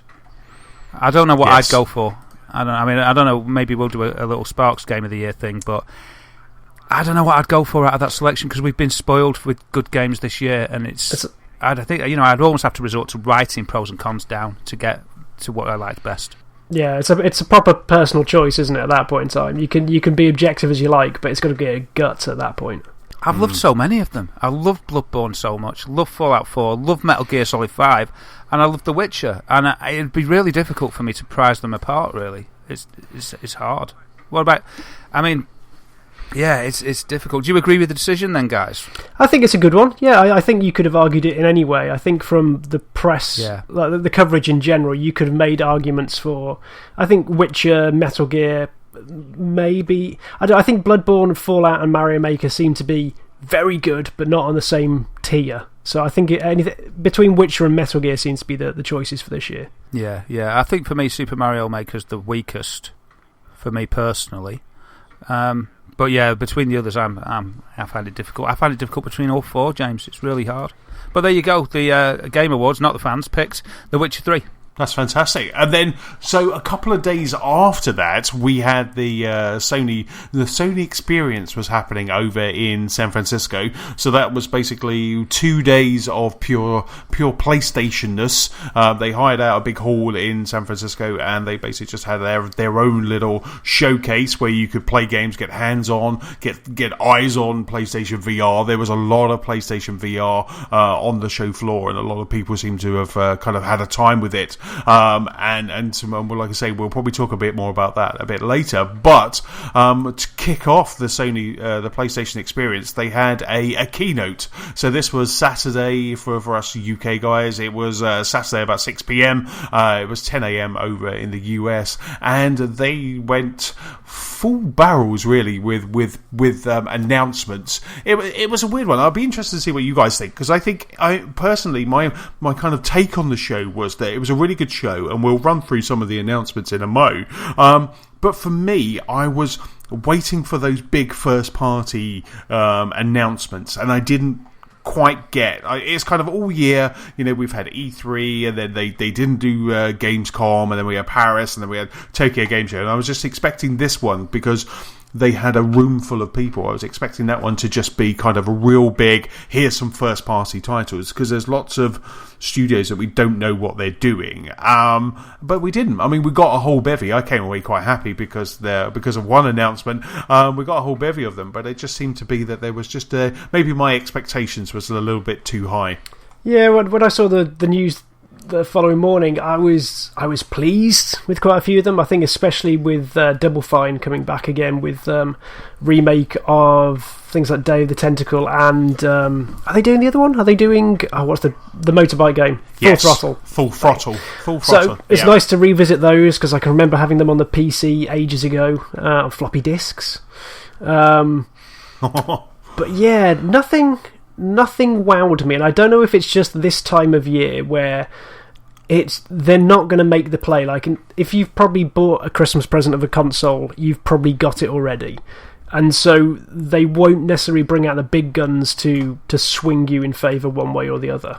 So yeah, it was just good. It just did what I think it needed to, and just reaffirmed the fact that having a PlayStation is a good thing to have. Yes. I mean, what about you, Darren? I think there was probably two games that made you kind of. I think they came out strong, didn't they? They came out right at the start, and I think they even did say. I think Sean Layden was like, if that's how we start, what do you think the rest is going to be? And I was like, this is going to blow my mind. I'm not going to be able to sleep. Yeah, he said with that when he said that, he set my expectations so high. And they did not live. He didn't live up to that. He should have saved those two first ones for last. Well, exactly. I mean, so they started with Uncharted 4, and we had the two Drake brothers reunited in quite a touching scene. And my takeaway from this, which was quite an interesting one, was there was an option. So when Nathan's brother said to him, what have you been up to? There was almost like a Mass Effect kind of three choices of which Uncharted you could choose, and I found that quite interesting. Yeah, I've got so used to dialogue options that I didn't even notice that it wasn't different from Uncharted 3. I was just like, dialogue option, right? Yeah, fair enough. Yeah. But yeah, I was loved it that they kicked off with that. I was watching that because I'm a big Uncharted fan, and I was just like, oh, this looks so good. I can't wait. Yeah, so I thought that was fantastic. Thought it looked beautiful. It was just nice, and it showed that story and the engagement that I'm hoping to get out of it. It hit all the right buttons for me as a game that I can get absorbed in. I've always loved the Uncharted games. Yeah, but it was the second one for me. It was the second one that made me tear up.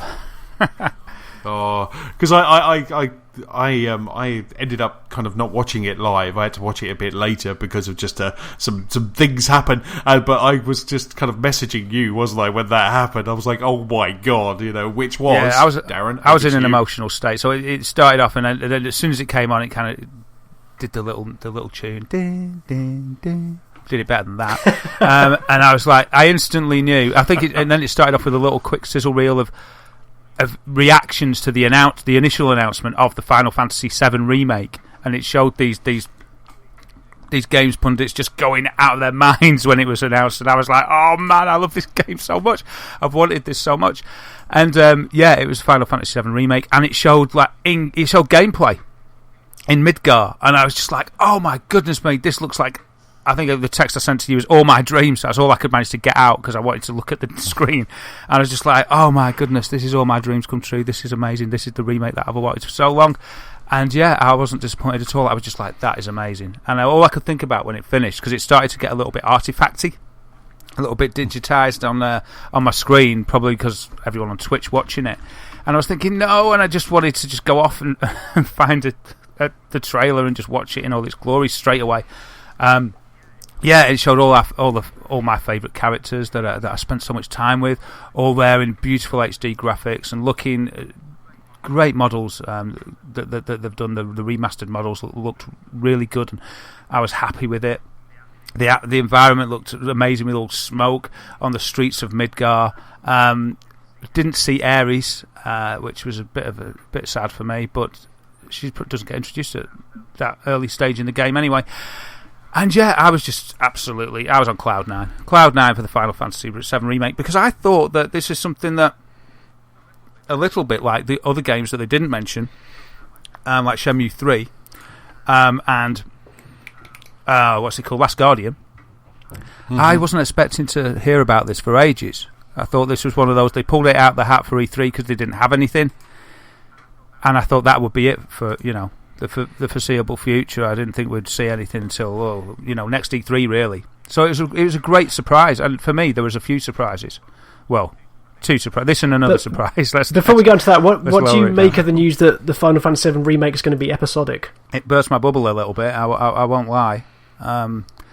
At first, when I first read it, I was just like, my instant reaction was, not bad, thanks a lot, ruin everything. That was sort of what it was.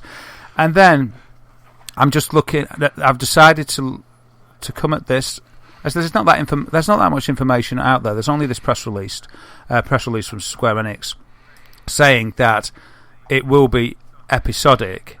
Now, you can interpret that in many ways. It might not necessarily be that it's, I mean, to do the whole game in little 90-minute pieces, I don't think that's practical. I mean, they'd love it if it was. But I'm looking at... Couldn't they just do it by disc? Because wasn't it like 4 discs when it came out on the PlayStation? Yeah, it was. So you get disc 1, disc 2. But there's more to the Final Fantasy VII story, so they could be looking at, I think it was called Dirge of Cerberus, was one of the sort of spin-off stroke expansions of the story. There was Advent Children as well that looked into the story, so they could be looking at like putting those, because they say it's going to, they've announced that the game is going to be bigger than the original Final Fantasy VII, so they could be adding those aspects into it and then episodizing it. I don't know, but it could be an interesting one because we could get the episode 1 could come out quite quickly. That could be the good thing, couldn't it? Depending on the pricing. I mean, if it means you get hold of it quick, but then it's going to be really an agonising wait for the next bit. I sort of would rather wait for the whole thing than play a bit and then have to wait for who knows how long for the next piece. Well, that was going to be my point. It was like, if they kind of get the first one out because they know they're trying to fan service, they're trying to get that out, and then there is a ginormous wait for the next piece. That's going to drive you crazy. Yeah, I would have to wait. I mean, I've decided to approach it as hesitantly optimistic. That's the way I'm looking at it. I'm not going to throw my toys out the pram and say it's at the end of the world, because it's better than nothing. I've still got a choice. So if I disagree with the pricing model or the way that they release the game, I don't have to buy it. I mean, I'm a bit of a slave to Final Fantasy, though, so I probably will end up doing. So I'm just crossing my fingers, really, and hoping they do the right thing. Yes. It being episodic doesn't break it. It's not the end of the world. It could make it better. So that's what I'm hoping that the coin will land on that side of things.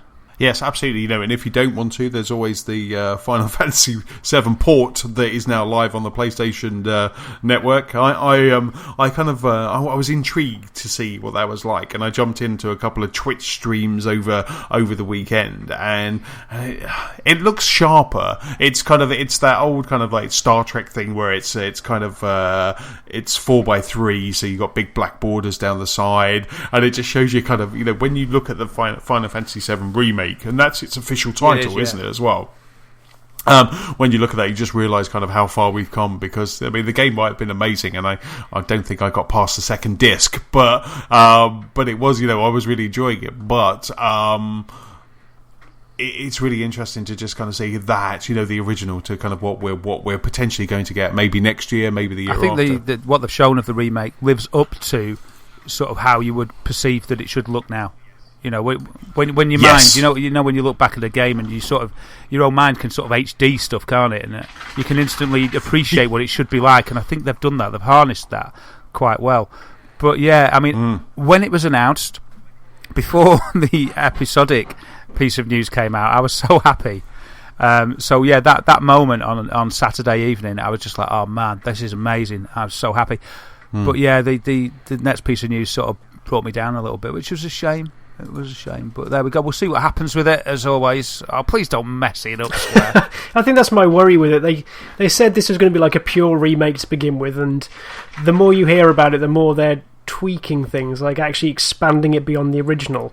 It doesn't really sound like a remake at that point in time if you're then trying to put in sequels or expand it or even break it up. So yeah, it's like a reboot. Yeah, a reimagining. Like let's take inspiration from this and move forwards, but... Yeah, and I don't mind that to a degree, but you keep the soul there, and every plot piece that was important. Yeah. I don't mind, like, it was like, random battles are out, because it's got a more of a Kingdom Hearts thing about it, and I was like, oh yeah, well that's good.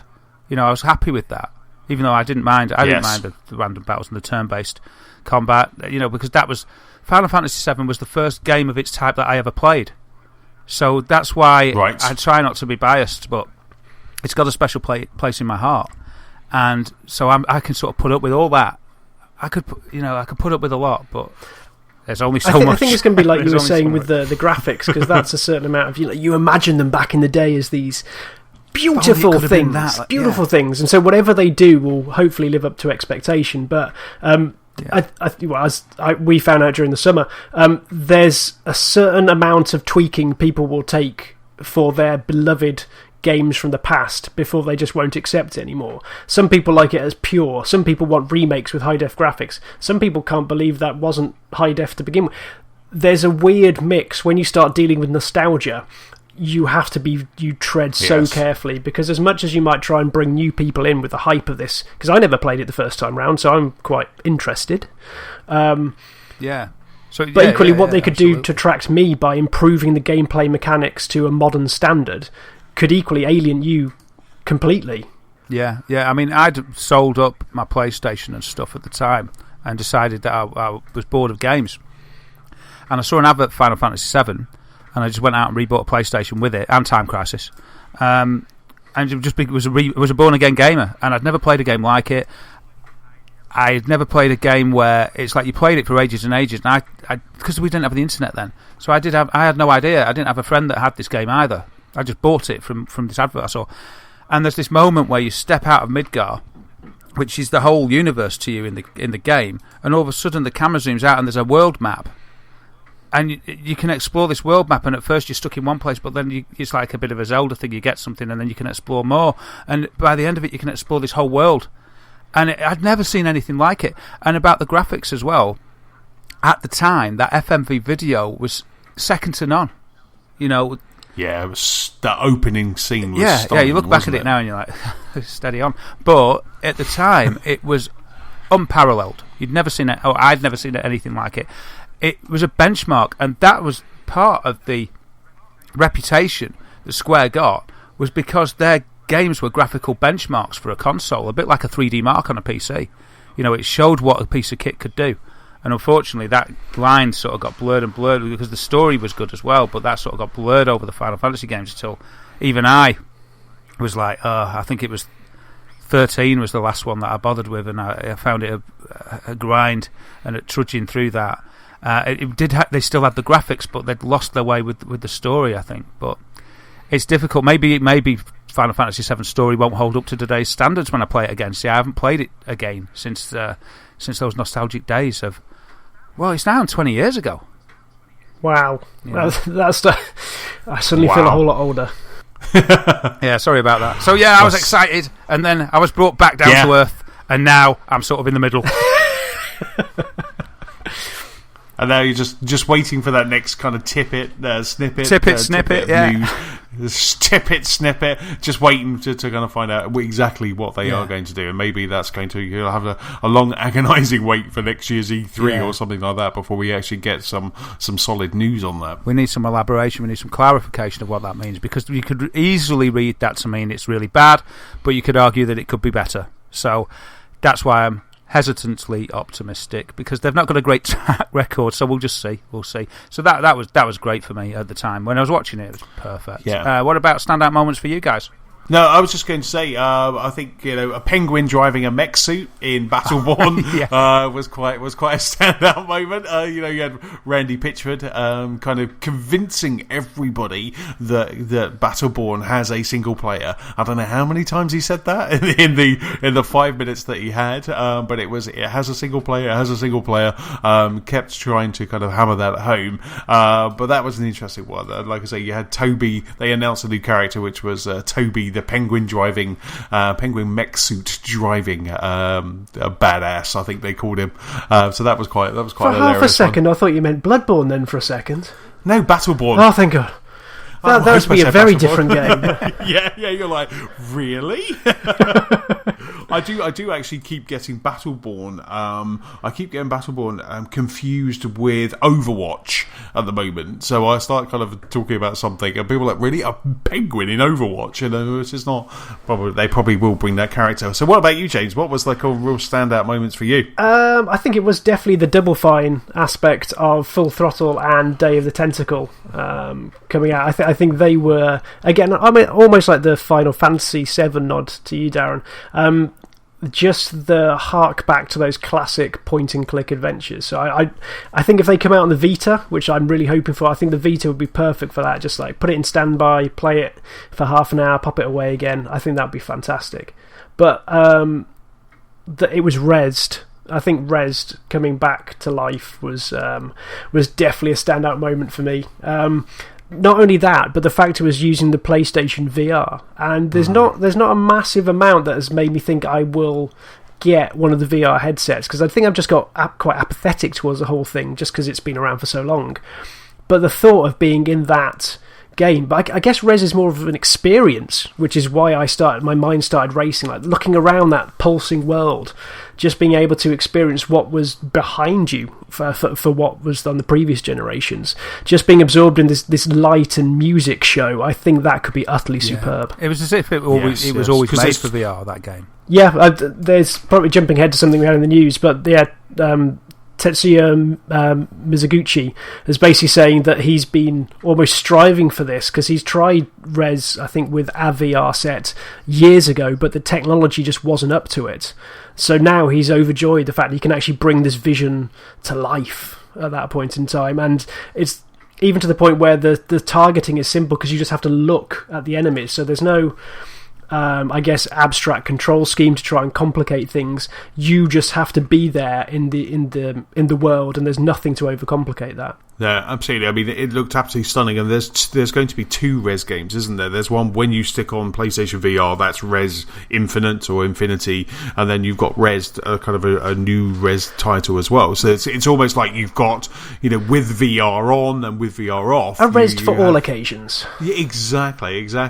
I think as well as that, I think there are a couple of games that for their aesthetics, for their kind of the look, which is I guess all you got at the moment from these trailers, was Hob from Runic Games. Really, I loved the way that the character was moving, and that world just looked absolutely fantastic. That was definitely a game that I hadn't heard of before. I don't know if it was an announcement for Hob or if it was just a new trailer, but Hob was definitely 3D action adventure, setting kind of a very kind of magical looking, almost Zelda-like world, and that really did pique my interest.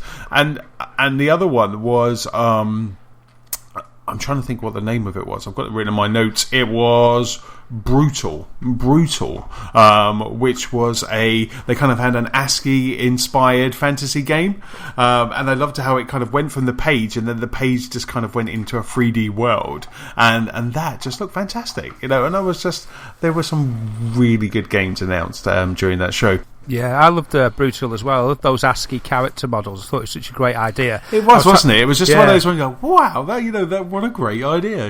I was trying to sort of scrutinise them, as I was thinking, so are they really made up of just ASCII? Yeah. I was just looking at all the characters, and I think they were. It's really, really nice. Yeah, that grabbed me, that one. It's one of those I thought, I'd love to get involved with that. Fat Princess Adventures, I wasn't that bothered about. No. So I didn't really get into the others. Ratchet and Clank, I was happy to see. That looks good. I mean, I'm a big Ratchet and Clank fan, as you know, but that looks really good. So we got, the film comes out in April, end of April, and that game comes out, I think, at the start of April. So I can't wait. That looks just really good. Yeah, I liked how they called it the game of the movie of the game. Yes. I love that. Really and it looked good. And it reminded me of when I used to play it as well. I thought they'd captured the spirit of it, but obviously it looks so much better. It's like the old dream I used to have of playing a cartoon. Yes, it's a Pixar movie, isn't it? It's like playing a Pixar movie, and that's, again, it's kind of what you guys have said earlier. That's kind of how Ratchet and Clank looked like in my head when I was playing it on the PS2, PS3. It must have been PS2, mustn't it? And it was fantastic. I'm looking forward to that game big time. Yeah. Just going back to VR, if that's okay for a minute. it was weird because I was all excited when the VR guy came out, Dr. Richard Marks. He came out to talk about VR a little bit, and they did a live VR demo of that sort of Discs of Tron game, Discs of Tron inspired game. It wasn't Discs of Tron, and I was a bit underwhelmed by it. I thought I was thinking. I started after Res. I was like, vector graphics, that's fine. And I thought that this was okay and stuff, but it was during that demo I started to think, is this really, are we at sort of the kind of the BBC Micro days? Is VR just like, are we talking about Battlezone? You know, is this where we're at? Realistically, where are we? And I was thinking, is this the limit at the moment? We're talking like original sit-down Star Wars cabinet game, you know, vector graphics or sort of an elite game. And it started to confuse me because I was thinking, why have they pulled this one out to demo live?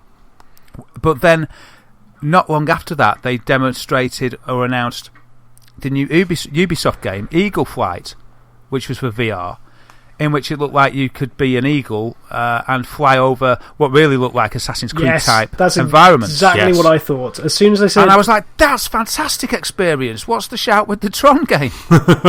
But as soon as they showed the eagles and flying over Paris, I thought this is just cunning recycling of last year's Assassin's Creed assets at this point. I'm up for it. To be honest, I don't know what the game is. I don't care though. I'm happy just to fly around like landmarks, like Pilot Wings in VR or something. But do you see this as a title that could show it off? You know, when someone comes around to your house and they say, you know, what's that play? What's the VR like? Or what's that headset over there? And then you just say, right, put this on and check this out. And it is Eagle Flight. Yeah, Eagle Flight looks like a great demo. It's the kind of thing like if you want the simplest thing to show someone, here, put this on. You're a bird. Go nuts.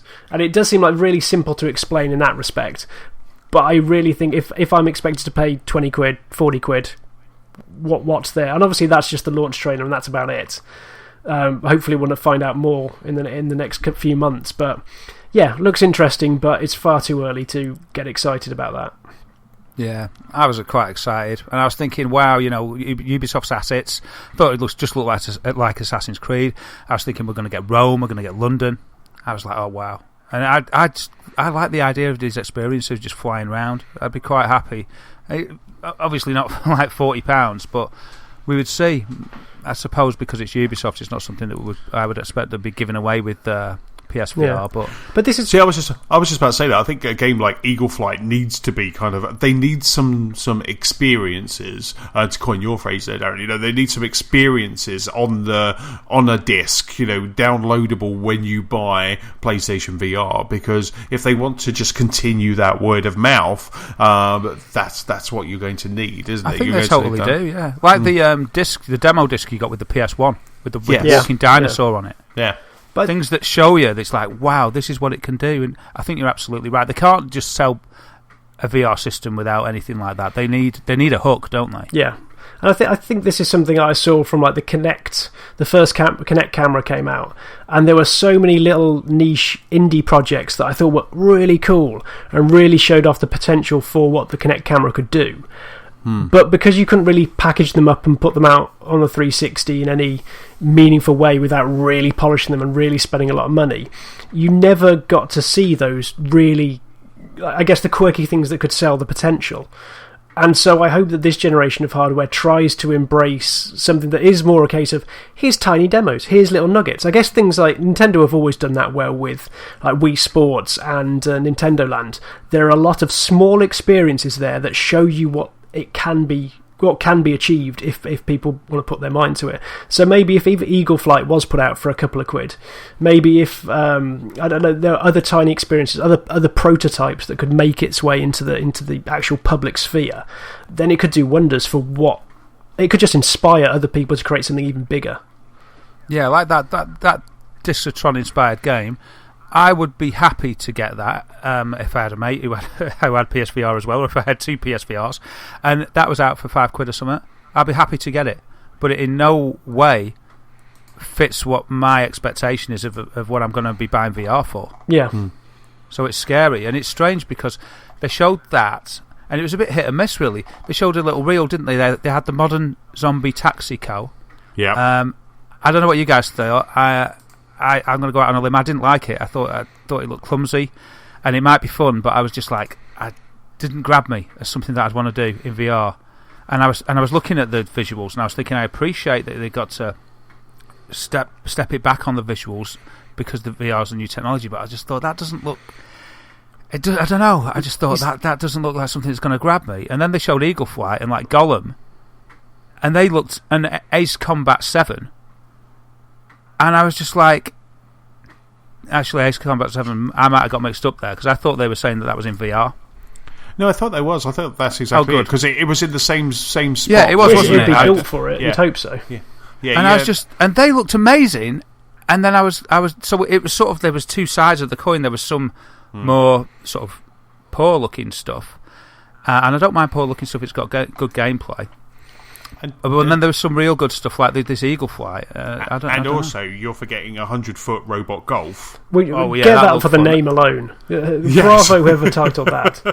Yeah, I love that. That looked like, at first I thought that was like Earth Defense Force in VR, and I was there with that.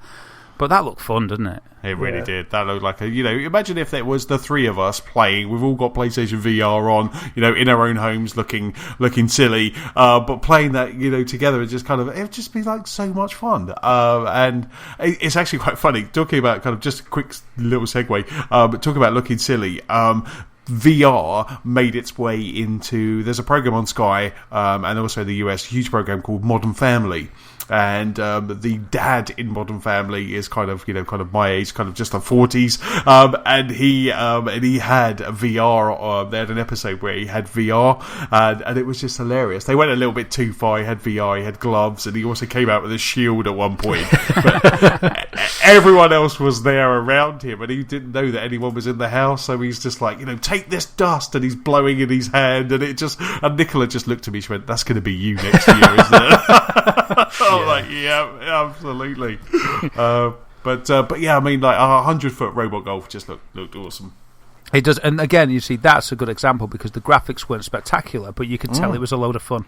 Yes. And for me, that grabbed me, and I thought that looks fantastic. But again, I will tag that little word on it. It looks like a fantastic experience. Yes. I wonder if it will progress past experience to thrilling game, or if it will just sit in that niche of experience.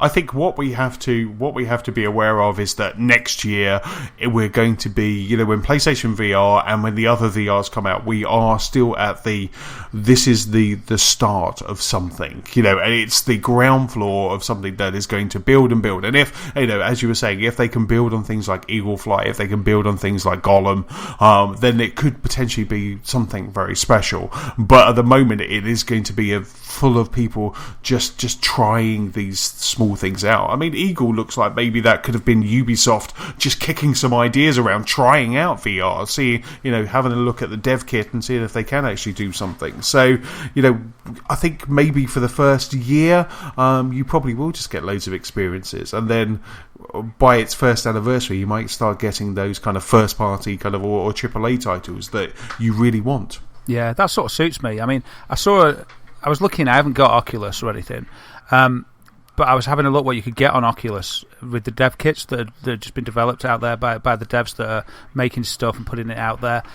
And like there was loads of experiences, but there was one where I will probably get actually it doesn't matter about that at the moment. But one that just sort of shouted out at me was the Titanic experience, and they'd made a full model of the Titanic. You could go round and look round as it's on the water, on its cruise, and you could walk around and have a look at and just have a look at it, and it was all there to look at in sort of first person. And I was just like, oh wow, I'd love to do that. And I just thought that's great, and that was just free to download. So can you go right to the front of the ship and throw your arms out? Oh wow, man! I can't do it because of my sore throat. King of the world. See, it's with talks like that though. It reminds me back to when we were first getting things like CD-ROMs. For the younger listeners out there, CD-ROMs were what happened before DVDs, which happened before Blu-rays, which happened before digital downloads. And that extra space on there meant that everything came with videos. I mean, you guys were talking about it last week with the Mega CD, about how you just imagined everything to be like, it's full motion video. Why wouldn't everything be like this? Yeah, FMV, and it's almost like where there's a wave of interest in like a new generation of technology that goes, we're just happy with stuff that looks real. And so I think that the interesting nature of like the historical artifacts like the Titanic is still going to stand the test of time. But it's amazing, I think, if you look back in 5 years ago, I can't believe we were just happy with a model of a ship. You know, we spent $300 just to look round a ship at that point in time. It almost goes back to like the start of the DS as well, where you were just content to prod and draw things on the screen. I wonder if there's going to be more than that, though, or people will just like have shovelware that goes, you can look round this, you can look round this, you can look round this. Yeah, I'm firmly convinced that it's going to evolve and blossom, and we will look back and think this is ridiculous what we're doing now. And yeah, I think they will. I think like estate agents will get a hold of it. I think Rightmove could be revolutionised because you could just stick your VR on and view the house. Nice. For instance, the future floor plan. Yeah, absolutely. And you're just thinking, oh, that looks all right, and you go around and have a look straight away. And I think you're absolutely right there. It's a future that I'm ready to embrace, and I'm really hoping that we will look back, because I think it's going to be as big as the internet if it takes off in how I expect that it can, and I sort of hope that it will. So yeah, I'm really stoked for it, and yeah, I can imagine. Yeah, I sort of think of the future as looking back at it now with these ridiculous big headsets as the way we'll look at 80s brick mobile phones. Yes, it's like, and you had a cable to walk round with the HTC Vive. What's that about?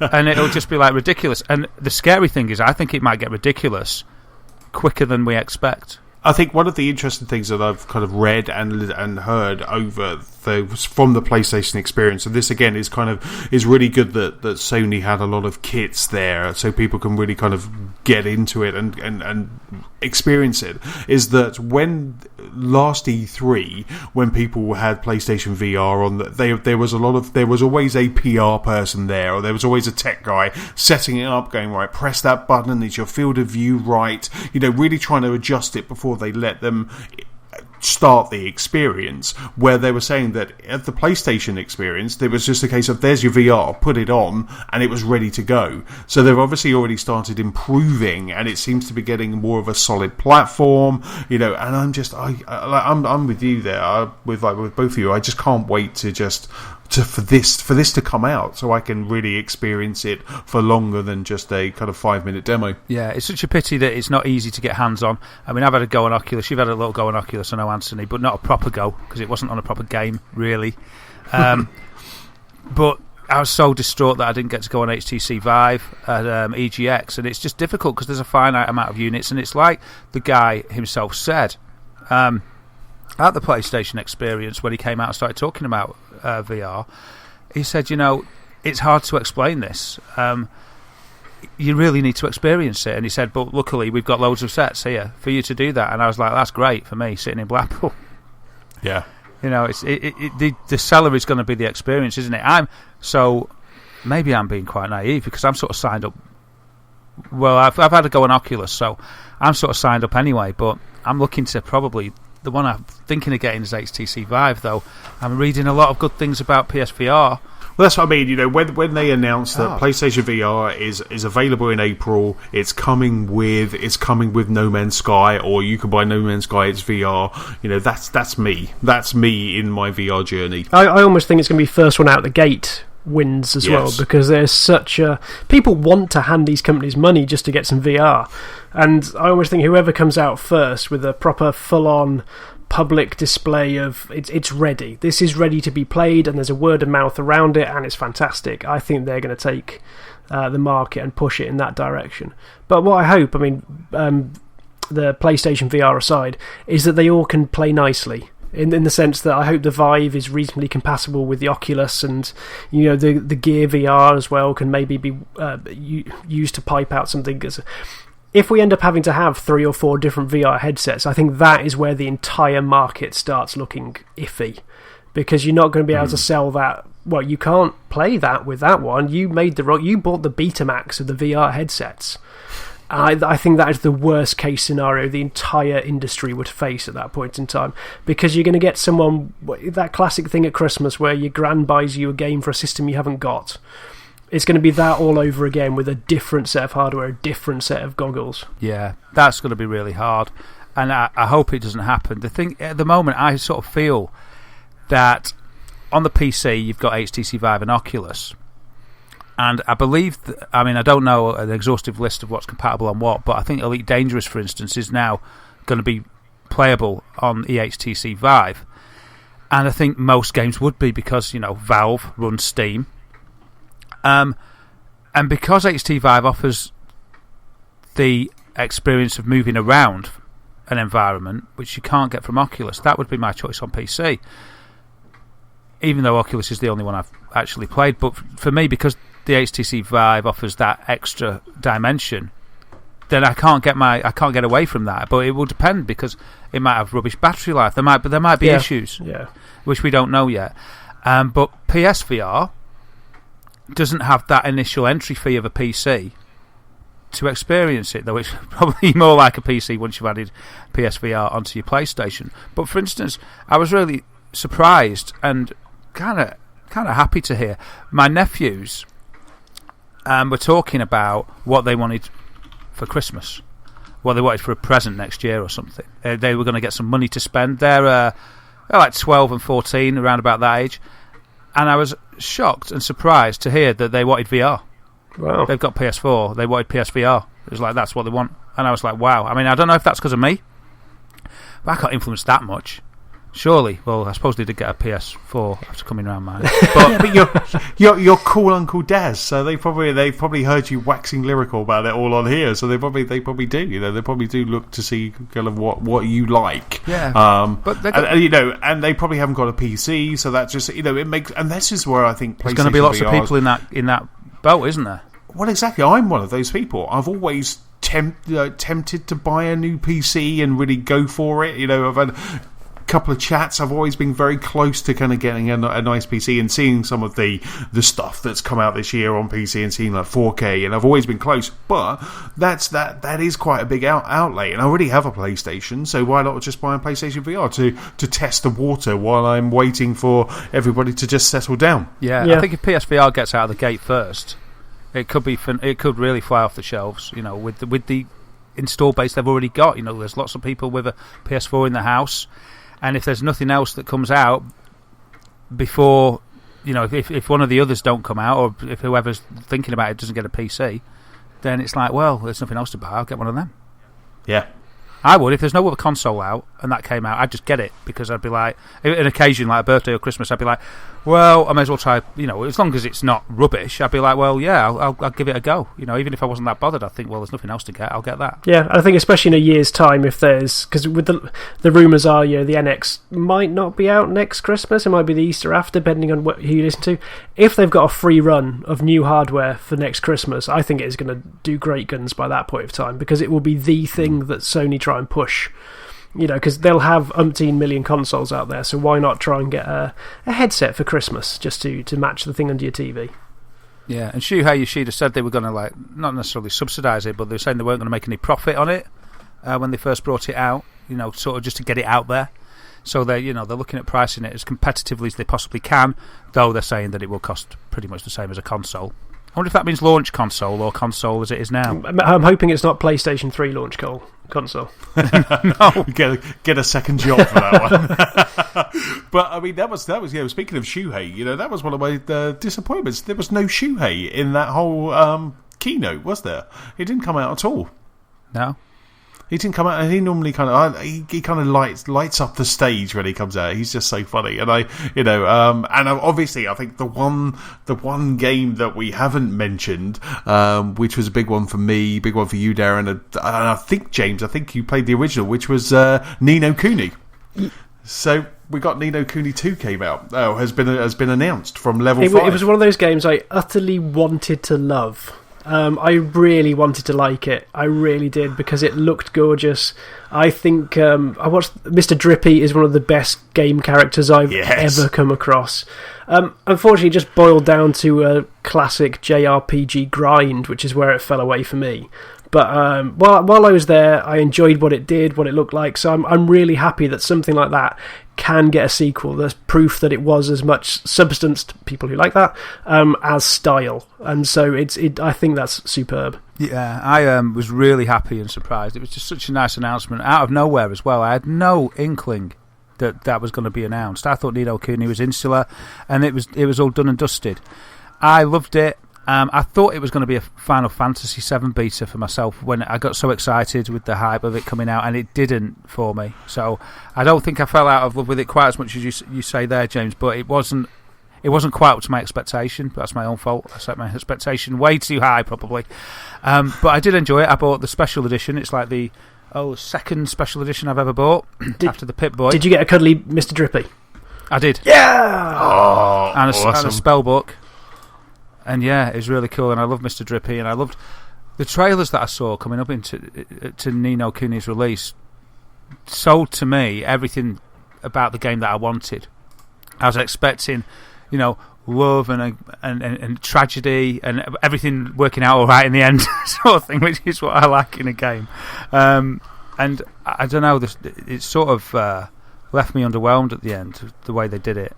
I was like, as I remember saying to Claire, I was like, I expected, as the credits rolled, that I'd felt like I lost a friend. I thought it was going to be a game that had that kind of impact on me. I said, unfortunately, I did like it a lot, but it didn't do that for me. But a second one, I'm really happy about. Yes, I mean, I was similar to you, James. I kind of played it for a long time, really enjoyed it when you were kind of in the moment with everybody else, in that zeitgeist of playing that. And I think that's all that Twitter was talking about, and then something else just distracted me. And I was actually hoping that when they announced Ni no Kuni 2, that they would actually say, and Ni no Kuni is going to be available on the PlayStation Store, you could then start playing it, because we've spoken about it a million times on the podcast. I love Studio Ghibli, same as you guys, and a game that looks like this is just amazing. And I really did enjoy my time with it, but I just got distracted by maybe Gears of War or something like that. So I wouldn't mind going back. And it's funny because I gave my PlayStation 3 away, but the one game I never gave away was Ni no Kuni. Is that still sitting on the shelf, then waiting for some back compat love? It is, yeah. It's just a hope, a dream that it will be available. More of a dream, I think. But I kind of would offer that because you got distracted, it wasn't good enough. Yeah, I think there was nothing that made it stand out apart from the style. I think it was very much the style made it more of a game than it was, because it was a perfectly adequate standard JRPG, random battles, beat these people, swap between them. But it was just nothing special in that respect for me, so I was happy I played it. I mean, I think I'm just going to look on YouTube afterwards for all the cutscenes to try and string it together. But yeah. I loved it before I even got it. I loved it before I knew it was going to be good. I just instantly, it's one of them things where I proper got sucked in. And when I found out, I started playing it and I realised it was a bit Pokemon-esque. I was kind of like, I didn't really want that. So I remember that jarred me a little bit. I was like, it wasn't a mechanic that I wanted out of it. But I did enjoy it. I think this sequel's got a little less to do with Ghibli than the original. I wouldn't be surprised, because it probably cost an Yeah. arm and a leg in terms of money and time to produce the other one. Yeah. But don't forget, Studio Ghibli's kind of disbanded now, hasn't Oh it? yeah, I forgot about so that. Yeah, I forgot his as well. son, Hideo Miyazaki's son, has taken over the studio, but there isn't really a studio there. He's just looking after the assets, and they have a museum in Japan and everything for Studio Ghibli. So yes, I mean there's a fantastic documentary on Netflix about Studio Ghibli and Hideo Miyazaki, and it's just it's just amazing. It is such a great. I'm just looking at what the name of it is called. I think it's. Is it where they talk about looking for a successor and things like that, and they give a young guy a trial? No. It's called Kingdom of Dreams and Madness. That's what it's called, and it just follows the last movie, where the wind blows. About the aircraft, and it just follows that, and it's just it's such a great. The most standout scene in this documentary is that you see him. He's just there. He's penciling the next scene, and he's there with his apron, and he's like penciling the scene, and then music starts playing, and it's the hourly canonetics. Is it calendar where they have to stand up and start doing stretches, and you just see him just suddenly just doing all of the, and it's just beautiful. It was just such a touching scene, and then just trying to watch him kind of just finish his last movie, and it's amazing. And so it's called The Kingdom of Dreams and Madness, and it's available on Netflix, I think. We should put a link to that, shouldn't we? It's such a lovely movie. Wiki about it. I saw a documentary thing or an extra at the end of The Cat Returns. Right. It talked about the Ghibli guys looking for a younger guy to sort of take over, and they were saying, I forget what age they were, but sort of Miyazaki was saying, we take it in turns. There was him and another guy, and they said we do one each really, but we're not getting any younger, and we're looking for somebody to take it over. And The Cat Returns was done by a younger guy, and they said, they said, and I love The Cat Returns. I think it's a great film. But obviously, it still did disappear. The last one that I watched, I don't know if you've seen it. It's not the latest one. I think it might have been the penultimate one they did. The Tale of the Princess Kaguya. Yes, that was actually done by somebody else. But yes, that's amazing. Oh, was it not a Ghibli one? Oh, silly me. No, it is a Ghibli, but I think it's kind of where you're saying. Oh, it's not a Miyazaki one. Yeah. Yes. Yeah, and I like that. I didn't know what to expect at all with it. I think I saw a review on IGN for it, and it gave it like 9. And I was just like, oh, okay, I'll watch this. And I really, really enjoyed it. It's so beautiful. And it sort of had it does it a disservice to compare it with Akami, but it had this watercolour aesthetic of the animation that was very, very beautiful. It's a lovely film. Yeah, it's absolutely fantastic. So it'll be quite interesting to kind of. I definitely think I'll try it again. Try another Ni no Kuni if they don't bring out the first one. Just kind of really kind of jump into that second one. Yeah, I'm gonna definitely. I can't help it. I'll be getting it unless for some reason they make a colossal mess up. I'll be getting it. I can't help it. So overall PlayStation experience, were you happy? Well, like you say, we were at the start. I think we did say that we were kind of. It was okay, but there was still, as we went through, there's some great games that we're listing, but it just feels like there's some real meaty ones at the end that was missing. Yeah. There was some really. I think it lacked without being disrespectful for what was there, like the true AAA announcements, because obviously Uncharted 4 had come out, Far Cry Primal had been announced. Everything. Sorry, I guess that was a mixture between Game Awards and the PlayStation. There was nothing mind-blowing. I think it was a great showcase for the VR, but yeah, it was just almost a case of, and the games still keep on coming, but you'll probably have to wait for E3 before we announce the big uns. Yeah. Absolutely, and I really thought that because Sony have really been relying on the third-party titles this year, and quite rightly so, they've been fantastic, but they haven't been doing kind of what Microsoft have been doing with, Gears and Halo and Lara Croft. I really thought that they were going, oh, by the way, next year we're going to do, and really just kind of bring out some stellar one, because I was, it was getting towards the end, and there was no Shuhei. I thought surely he's going to come out and just give us a doozy to finish with. It honestly just does seem like a weird time of year to have it, because it's not an award show.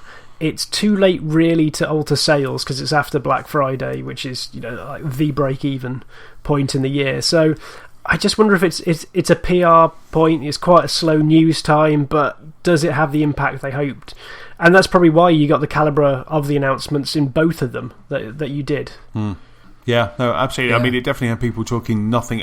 We're talking nothing but PlayStation right now. So it's definitely got, for this week, it's definitely got people just kind of chatting about it, hasn't it? So.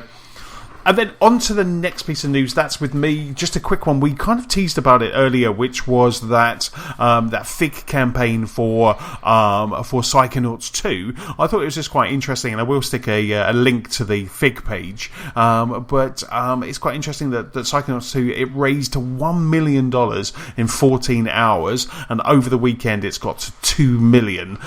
So again, it's kind of breaking those records. I think the records that we had from Shenmue, they just keep getting broken, and so they are almost there. They're almost at their goal. Their goal is 3.3 million. They're currently at just over 2. They've got 13,000 backers, so they're 61% funded at the moment, and they've got 34 days left. So it was quite an interesting one that they, again, that the power of the slow news cycle, which really got this kind of front and center, and now available for crowdfunding. It's an interesting new ploy, I think, in this day and age, because you found it with Shenmue at E3, and now you've got Psychonauts.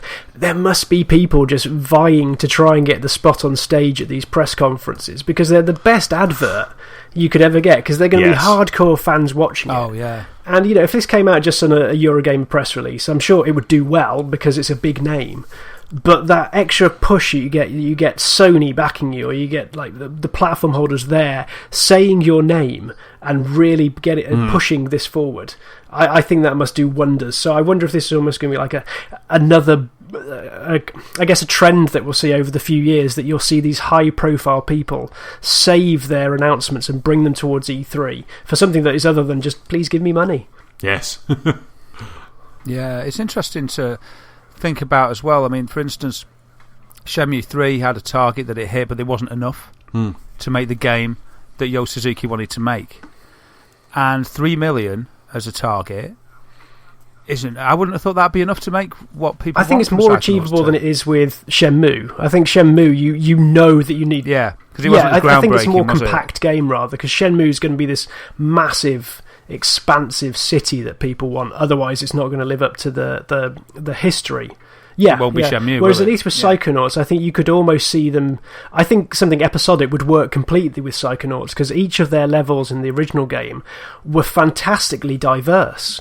You could be stomping over the city as a giant mudfish, or you could be going around a neighbourhood dressed as a CIA milkman, and it was fantastically just bizarre. And so you can imagine breaking those up into like level chunks that would come out every month or so. That would work. That would help the 3 million turn the game into a couple of levels, get it out there, and then the extra sales those would generate would probably be able to fund the next ones. Or at least that's how it works in my simplistic mind. Yeah, that would be a nice model, wouldn't it? And to keep the quality and to get it out sooner as well. In an instance like that, I like the sound. I think they're being quite realistic, though, because Psychonauts is at least saying it's not going to release until 2018. Which I think is sensible. It's not promising things quick. It's not promising things quick and dirty. It's give us some time, let us bed it in, and make it good. Yeah, absolutely. And Double Fine. Well, David Schaefer he's behind. He's invested in Fig, hasn't he? Yes. And he's not going to want to sort of make a mug out of Fig, is he? He's not going to want the first really publicised massively game that comes out of Fig to disappoint, because it'll just be bad PR. Yeah, not only for his studio, but for Fig as well. Yeah, because they're what was it called in the end? Iron. What was their point and click called? My mind has gone blank tonight. Double Fine's Iron Donkey. I don't think it was. I just thought you mean the one that's just come out on Vita as well? Yeah, that one was the two-parter and had how many times can we Broken Age? Broken Age. I don't know why I had Iron in my head. Broken Age I thought was one of the watershed moments for Kickstarter as well, because that was like the first $1 million intake, I think, for a game at that point as well. So that they've got a fan base that supports this. I think through their general prototyping, their openness, their documentaries, they live off their community and their fans.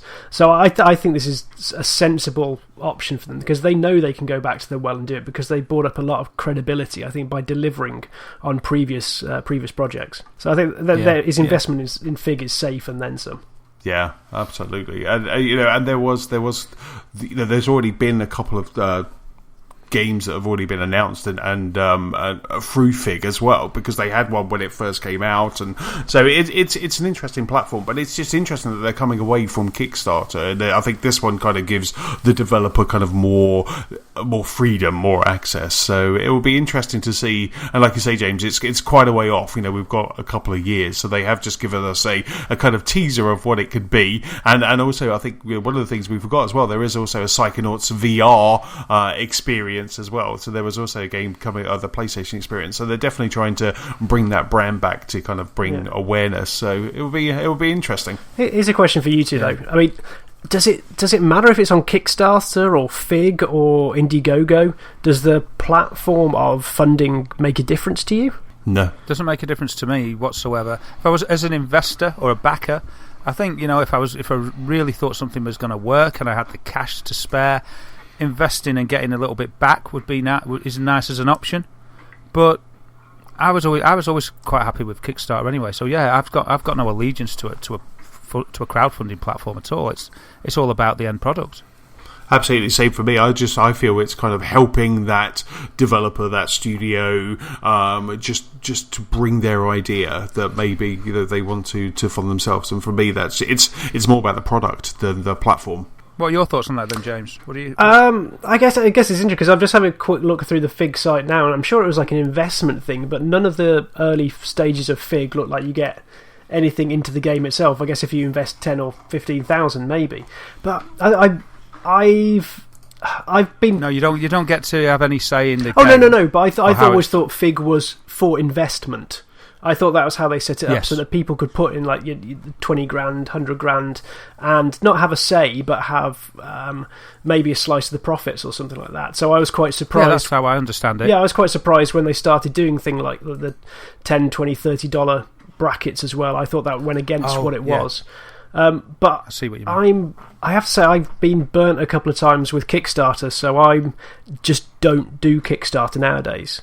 There's a few games that I really want to look forward to, really keeping an eye on, but until they break out into either early access or actual proper releases, I sadly don't put my money towards them now. Yeah, I haven't backed enough, if I'm perfectly honest, to know to have a success rate. The only game I've backed is Shenmue 3. I'm sort of just not up enough on the news of what's up there on Kickstarter, or things aren't getting enough buzz for me to hear about them. And maybe that's where this shift to sort of keynotes is going to help a lot, because there's a lot of gamers like myself that are going to find out about these games and be more inclined to back them. Yeah, which can only be a good thing at that point, because at worst it's advertising. But I'm glad that things have settled down from the early days, because I can remember you couldn't go onto a news site for press releases about X, Y and Z as put up a Kickstarter or so. But if it's turning into these, we've got a demo, we've got a trailer, look at this, at least it seems to be becoming a bit more of a mature approach to dev. Yeah, definitely. As we always say, time will tell. And as long as they don't have any big embarrassing failures of the big games that they announced, like Shenmue 3, I'm looking at you here, then hopefully it will all go and be a harmonious future where we can crowdfund. Now, I don't want to say you've wasted your money on that one, but I can't. I don't want to say I've wasted my money, but I think that I'm not. Can we put it down as a gamble? Is set very Maybe low. A gamble. I think I'm not going to like the result. So, Darren, the next piece of news is with you. The next piece of news is trying to keep you upbeat there, so you're like, oh god, I'm wasting my money. Next piece of news is with you. And this piece of news is just that Sony PlayStation 2 emulation has been in the news a lot over the last week or so. And, well, is it a thing? Yes, it is a thing. We discussed it last week.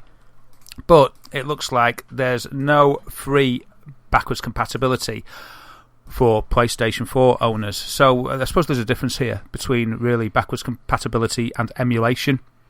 PS4 are going to provide PS2 emulation. They're not going to provide backwards compatibility. They're going to provide an opportunity to pay for PS2 games and play them, which is fine. But it rubs me up the wrong way a little bit about games I've already bought, even more so with games that I've already bought on their digital store. Yes. That annoys me. So there was a user on Twitter called Bradasking, and he excuse me, he ran a trailer for Dark Cloud on YouTube, which has now been pulled, and it had the line on it: PS2 classics and PS2 formatted discs are incompatible with the PS4 system. That video's been pulled that this guy showed, but if it's true, it means that they're going to give you the opportunity to play the emulated games, but you won't be able to play games you bought on PS3 on the digital store, or neither will you be able to play your PS2 discs, which is really the opposite of what Xbox have provided. So they're still, they're really hunting that money. They've got a great trove of fantastic classic games there. It annoys me first and foremost because I want to play my Shadow of the Colossus / Ico collection that I bought on the PS3, and I don't see how they've got the audacity to charge me again when it was bought. They know that I bought it because it's bought on my PlayStation account. So for things like that, it gets my goat. Yeah. I mean, I agree with you about the digital titles. I agree with you wholeheartedly there about kind of the digital titles. And same with, it's getting better with Xbox One, but those digital titles that you bought, you should be able to kind of bring those forward. And, and I'm hoping that the PlayStation 5 and the next Xbox and will have that, that will be out of the box because they realise that's what people want. But that PS2 disc that you bought way back when, you never expected to put that into a PlayStation 4 and play it. So I think it's more the fact they tease you with it, isn't it? It's the fact that they're trying to do it with certain things, and there's a level of expectation now with gamers where that I think this is almost brought about by Nintendo constantly being hardware backwards compatible with their previous generation. There's an expectation that they should be able to at some point, and so the fact it's being teased almost makes it worse than if it had never happened at all.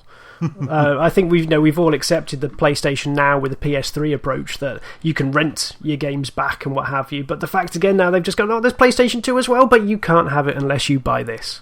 It's a shame, but I mean there's no Xbox original backwards compatibility. I think, I know you said that Phil Spencer's mentioned that he's getting his guys to look at it and what have you, but it's ridiculously hard. Like the guys have emulated an entire Xbox 360 on the Xbox One, and that is insane. And that is a proper hardcore. We're going to dedicate so many time and resources to do that. That's nuts.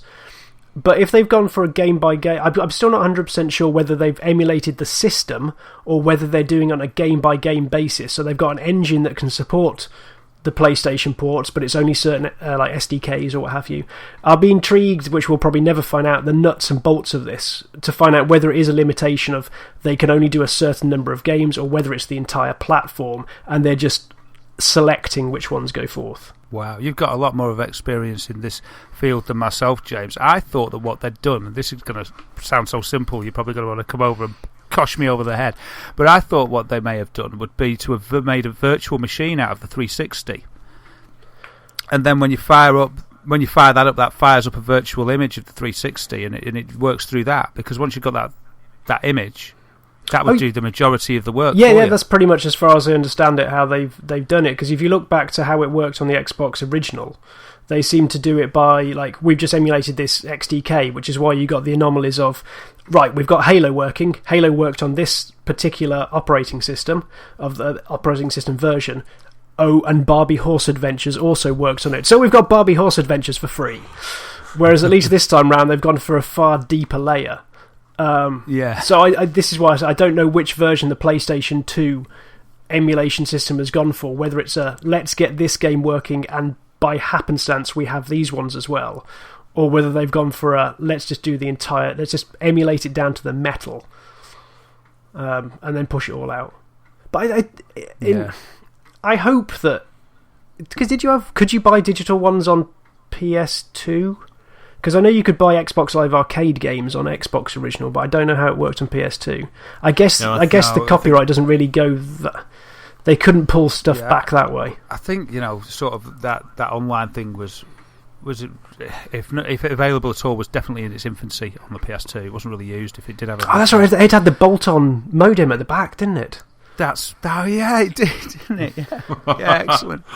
Wow. But the only ones that you could get, that I'm aware of anyway, was on PS3. They brought some PS2 classics to PS3. Yeah, I think I've got the emulated, the remastered version of Ico as well. So it's a shame, because there's such lovely things that you could show like the next generation, because I think those games as well are timeless in their mechanics. Maybe graphically they've aged a bit because of all the polys that are showing, but in terms of mechanics, there's very few things that still stand up to that, just approaching the Colossus, and it's... I think I'm going to get... And that's... No, go. That's my axe. That's the biggest thing about it, because there'll be other people with similar situations, and it's funny that we've both got the same case in point here. We bought this game on PS3 store, it's a PS2 game, it was on the PS3. I just don't think it's right or fair that they should want to charge you again when it's on your account. It's like, you can tick that box. So I did invest in it.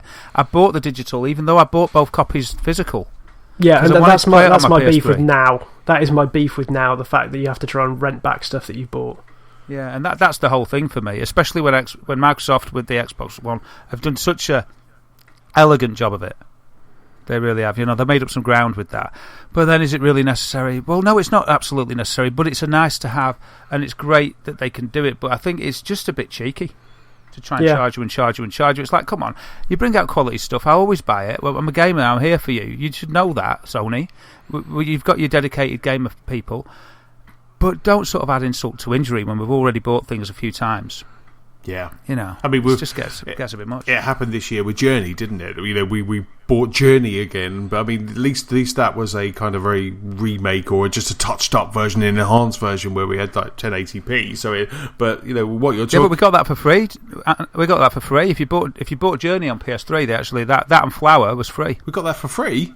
Yep. Oh, well, that's superb. What I pay for it. I don't know. Have you been using the tip jar again, Anthony? So there you go. Case in point, I'm shutting up now. Over to you. Cool. Well, I think the next one is with you, Anthony. The next one is with me, and it's kind of really kind of carrying on from what you guys were saying about kind of PS Now, about kind of renting those PS3s, and Sony have kind of maybe rubbing a little bit more salt in the wounds, but they have actually kind of brought out a subscription model, and this is $99.99 for a 12-month subscription.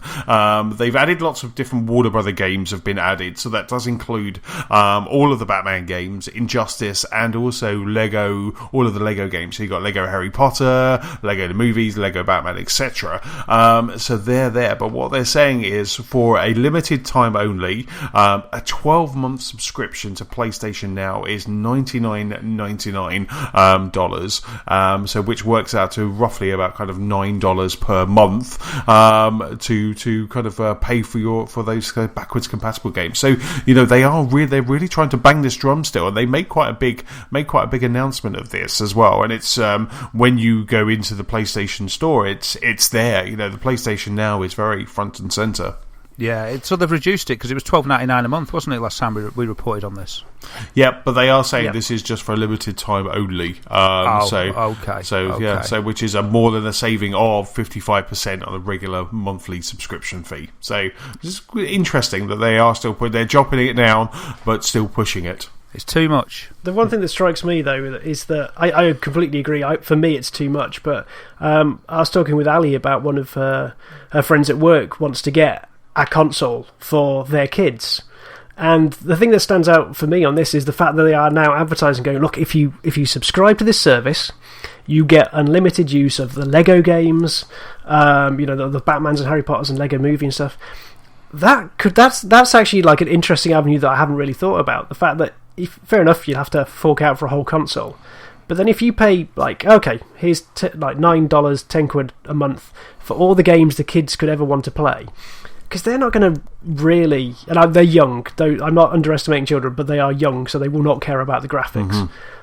But they would absolutely love just the access to all these different Lego games, and I'm sure there are like the Ratchets and Clanks and the likes on the other service. But I've never thought about that. You could buy Netflix to keep them entertained with cartoons, or you could subscribe to this and keep them entertained with a whole host of free kids games. I've never thought of that angle before, but that seems like it could be an interesting one that actually is I wouldn't say won me over, but I can actually see a point to it now. Yeah, and I think that's sometimes the problem, isn't it? Because we're all very much kind of we're buying the latest game. We're always kind of up there with all of this. So when you see something like this, you think that doesn't appeal to me at all. But you're right. There is this does have a home somewhere. It's like if someone in the similar circumstance said, I've got kids, I need to buy them. I would an Xbox 360 has just a million games that you can play, and it is just full of great titles. If somebody maybe, they're not ready to go into that next gen, maybe don't have the money for it yet, but you pick up a 360 and you'll be playing amazing games for ages. Yeah, and if you had a few children and they've got their own separate consoles, and they all wanted to play all these Lego games, you'd have to buy say 2 or 3 copies of each. Then they could surely share the subscription on like a main account, and so they would all be able to play all the games without you having to get them in triplicate or in duplicate. So that's a really good point. That's a real money saver then. Yeah, absolutely. So it does have a home somewhere, but it's just interesting how we hope that things like this would become available if we had that PlayStation 3. But it looks like that Gaikai, they're still trying to pay off that Gaikai bill. Yeah, they got to do it somehow. Yeah, absolutely. Yeah, that's my beef with it. I will look through the PS Now. I'm gonna do the trial at some time because they'll give you I think a week's trial or a 30-day trial for free. So I was thinking of having a go. I haven't done it yet because I'm going to save it so I've got some time to appreciate it when I can't bear to not play Shadow of the Colossus any moment longer. But that was the thing for me. I was sort of thinking, let's have a look. There's some good stuff there. And I didn't mind all the good stuff that I hadn't bought, but when the Shadow of the Colossus Ico pack wasn't like sort of in my account for free, and I was just like, it sort of broke my interest. It just got me so annoyed with them I couldn't be bothered pursuing it anymore. So we'll see what happens. I'm sure it'll drive down again unless people buy it. I mean, I did try. I was in the beta for the kind of PS Now, and I think I've shared this before on the podcast. But I played Batman Origins because I only got kind of halfway through, and then the Xbox One came out, and I got just distracted by new shiny, and I tried it one night, and on the PlayStation 4 fired it up. It just said my internet is fast enough. Do you want to start streaming the game now? And I just went straight into Batman Origins, streaming it, and while it was kind of installing on my PS4, and it was really good. There was no stuttering or slowdown or any way. It was just straight in to a AAA title.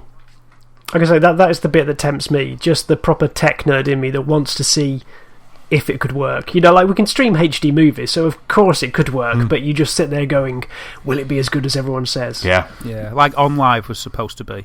My brother put a picture on Twitter the other day of his OnLive controller and little console box that he's so proud that he's almost got it pristine, still as almost sealed. But it's just like, how often did you use that? Wow. I probably used it like a couple of times for Colin McRae, he says, and that's about it. Did he get that free at Eurogamer? He did indeed. Yes. He did indeed. Were you in the same queue? I was, yeah. I remember chatting to the guy at on live, and we were talking about Borderlands, and they were showing Borderlands and showing how it was lag free. And for me, I was just thinking, this is amazing. And this could be. This is in my head was like, this is the future. But yeah, though I remember playing it. I remember playing it on my iPad because they had an iPad app. And it was just it wasn't very good. But Sony seemed to make it work because, like I say, Batman Origins worked really well. I guess that they've given that technology a reason, whereas before it was a bit fluffy. Now they've associated with the brand, and in this day and age, brands are everything. But at least they've got the Sony brand behind it. Going, this is what you can do with. This is the PlayStation. But streaming. But to be honest, the streaming I'm most interested in at the moment is things like, we've had the Vita remote play for a while, but the fact's like I can remote play my Xbox from down in the office where I am now, like right while Ali's watching something on telly, or I'm looking forward to the PlayStation app that will allow me to remote play my PlayStation down on the PC as well. Just that ability to have that box in one room, but remote play it anywhere. Just in the house, just for convenience. It's more a vanity thing, and probably only does a few people any good. And then equally, I've got the Steam. What's the Steam box? The remote play for the Steam as well. I've got that on my Christmas list, hoping that I can play my PC on the telly upstairs. Right. The streaming for me now is just a point of flexibility rather than something to pull down old games with. Yeah, no, absolutely. We were talking about that last week, and I was. Just because the way that my house is set up, that we have a movie room where we play games, and I never really kind of thought about it. But the guys I was chatting with, they were like, "This is fantastic." When the main TV has been taken up, I could then, like I say, go into the office, go somewhere else, just fire up my PC or Mac, and then I'm off, and I'm playing the game, so I don't have to kind of wait and just kind of toot while something's on TV, and then wait to kind of get that booked time for the TV. I just think it's just having that kind of flying around your house. Have you never been tempted by the is it the Vita TV or that kind of a little streaming box? That's almost a step too far. I think I couldn't. At least the Vita's got its own games and its own functionality, so I thought doubling up on that just seemed slightly excessive. So at least when it's a PC app that I could just download, that makes it nice and simple. Yes, yeah, absolutely. And I mean, I was quite surprised that we didn't hear anything about that, the PlayStation experience, because they said they teased it to start off with, but I thought maybe we would actually see some of that. But the fact they spoke about the Vita. Yes, I thought they killed the Vita at E3, so I was delighted to hear that they'd actually mentioned it. It wasn't shoved outside in the cold to just like die a slow death. They actually mentioned it again, so that is wonderful. I've got another few holidays, hopefully, with that stocked up as my main gaming machine. Absolutely. Every time that chap kind of announced a game, his name escapes me. But every time he announced the game, and then he just pulled out his Vita, and he was like, "And it's on Vita." They must know. They must know that joke by then now. Yeah. But remember this? But we had Bastion is now available, isn't it? And now Bastion's one of those games that I never got to play on the Xbox 360, and that's now available on the PS4 and Vita. And that's definitely something maybe after I finish Freedom Wars that I will dip into. Yeah, it's a lovely game, Bastion. Oh, you'll have fun with that. Great narrative. I think I remember playing the demo. That's back when every game came with a demo. So I remember playing the demo, and that it was really nice. It was really cool. Another one a friend recommended to me today was the Crypt of the Necro Dancer. Oh, that's good. Yeah, I love that. And that's available on Vita as well, isn't it? Is it? Yes. Excuse me. Gotta go. I haven't heard of that. Is that on PS4 as well? It is. It's PS4, PC, Mac, Linux, and Vita. So the text that Will sent me yesterday. So yeah. So it's I love it. I looked for it as a gap between. It was in a gap between with the Rock Band. This was before Rock Band and Guitar Hero had been re-announced, and I was looking for a rhythm action game that could satiate that need. And it's a dungeon crawler, top down, like mostly 2D. With a really heavy beat behind it, and the idea is you have to move in time with the beat, and if you don't move in time with the beat, you don't move at all, but you also attack in time with the beat, and so do the monsters, but it all is choreographed so that you begin on quite a slow tempo to get used to it all. And the difficulty doesn't really come in terms of the monster's toughness or trickiness. It just comes with the tempo, because that will up as the levels go through. And it's just this really nice synergy of two different genres that you never really thought would mash. But best of all, you could change the MP3s that would play in the level. So I basically put a random selection of music into the folder. So I think I ended up starting with like a Foo Fighters song. Then you'd suddenly find that the cast of Glee were singing your second level, and then just off into it's fantastic. It just makes me smile just thinking about it. I love the sound of this game. I've never played a rhythm action game that I didn't like. What was it called again? It was called Crypt of the Necro Dancer. Right, you can forgive me for not grasping all that when you first announced it. Yeah, absolutely. But that just sounds great. Yeah, I mean that just sounds great. I mean, it sounds like a chess and household favourite was always Patapon. Ah, okay. Oh yeah. And on the was it PSP? So yes. Yeah. You'll often kind of Nicola and I will be kind of around the house, and every now and then you might hear kind of Nicola just kind of go pod, Patapon, and it's bizarre that it's still kind of and it's just really funny. So that kind of obviously it's not the same, but there's just a rhythm action kind of going through a level. So no, that's definitely kind of that sounds like like I say, it was recommended to me today, so it's definitely I might have to put it on my Vita. Oh wow! I've been thinking a lot of rhythm action games recently because I haven't played one for ages. I was thinking of Parappa the Rapper, and I was having some nostalgia about. I don't know if you've played Elite Beat Agents on the DS. A while ago, yeah. You had to tap the stylus to the music and stuff. And I was thinking about getting my PS2 out for Guitar Man if it's not dead in storage. But I think I'll give this a go. To sort of fill that gap. Brilliant. Yeah, I think you will not regret that choice. Oh, fantastic. I'm looking forward to this.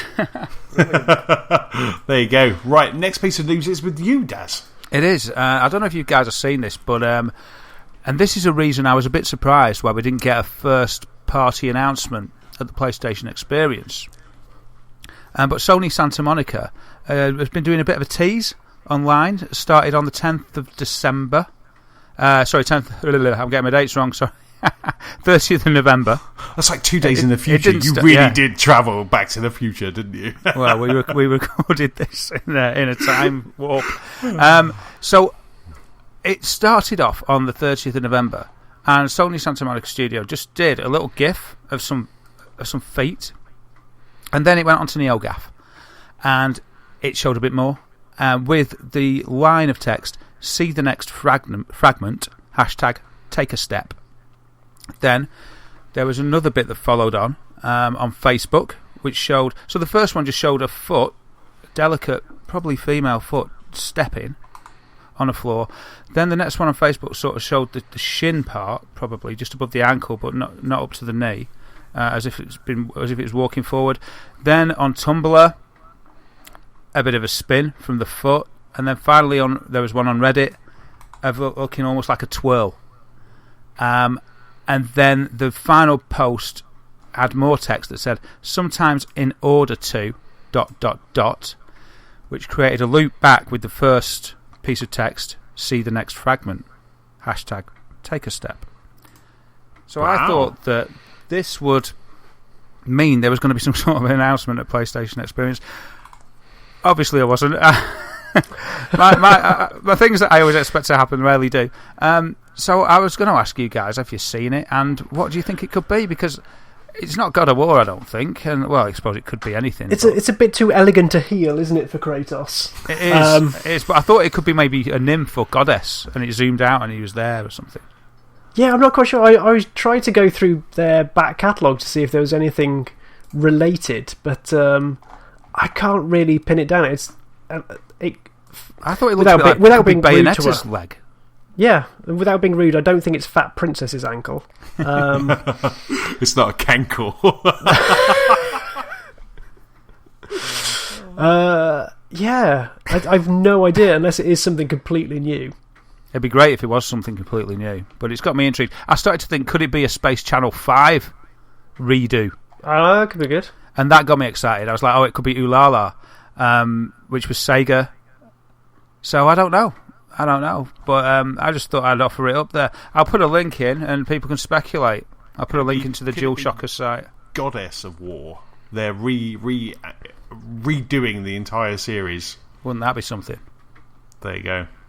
Wow. So yeah, people have been speculating. Some people thought it could be a God of War.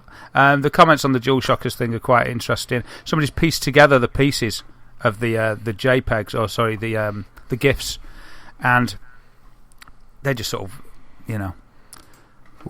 hypothesising what it may be. But it's just all over the place. It's the joy of speculation, though, isn't it? Because you can just be as wildly wrong as you want at this point in time, but no one can say otherwise. So. Yeah, it's too long to wait, though. I saw this a little while ago, and I sort of want an answer now. So we'll see what happens with that anyway. That's really interesting. Yeah, it's a great piece of marketing to kind of get you to go around all of those social networks as well, isn't it? Intriguing, yeah. Good marketing work, yeah. Yeah, just following the breadcrumbs.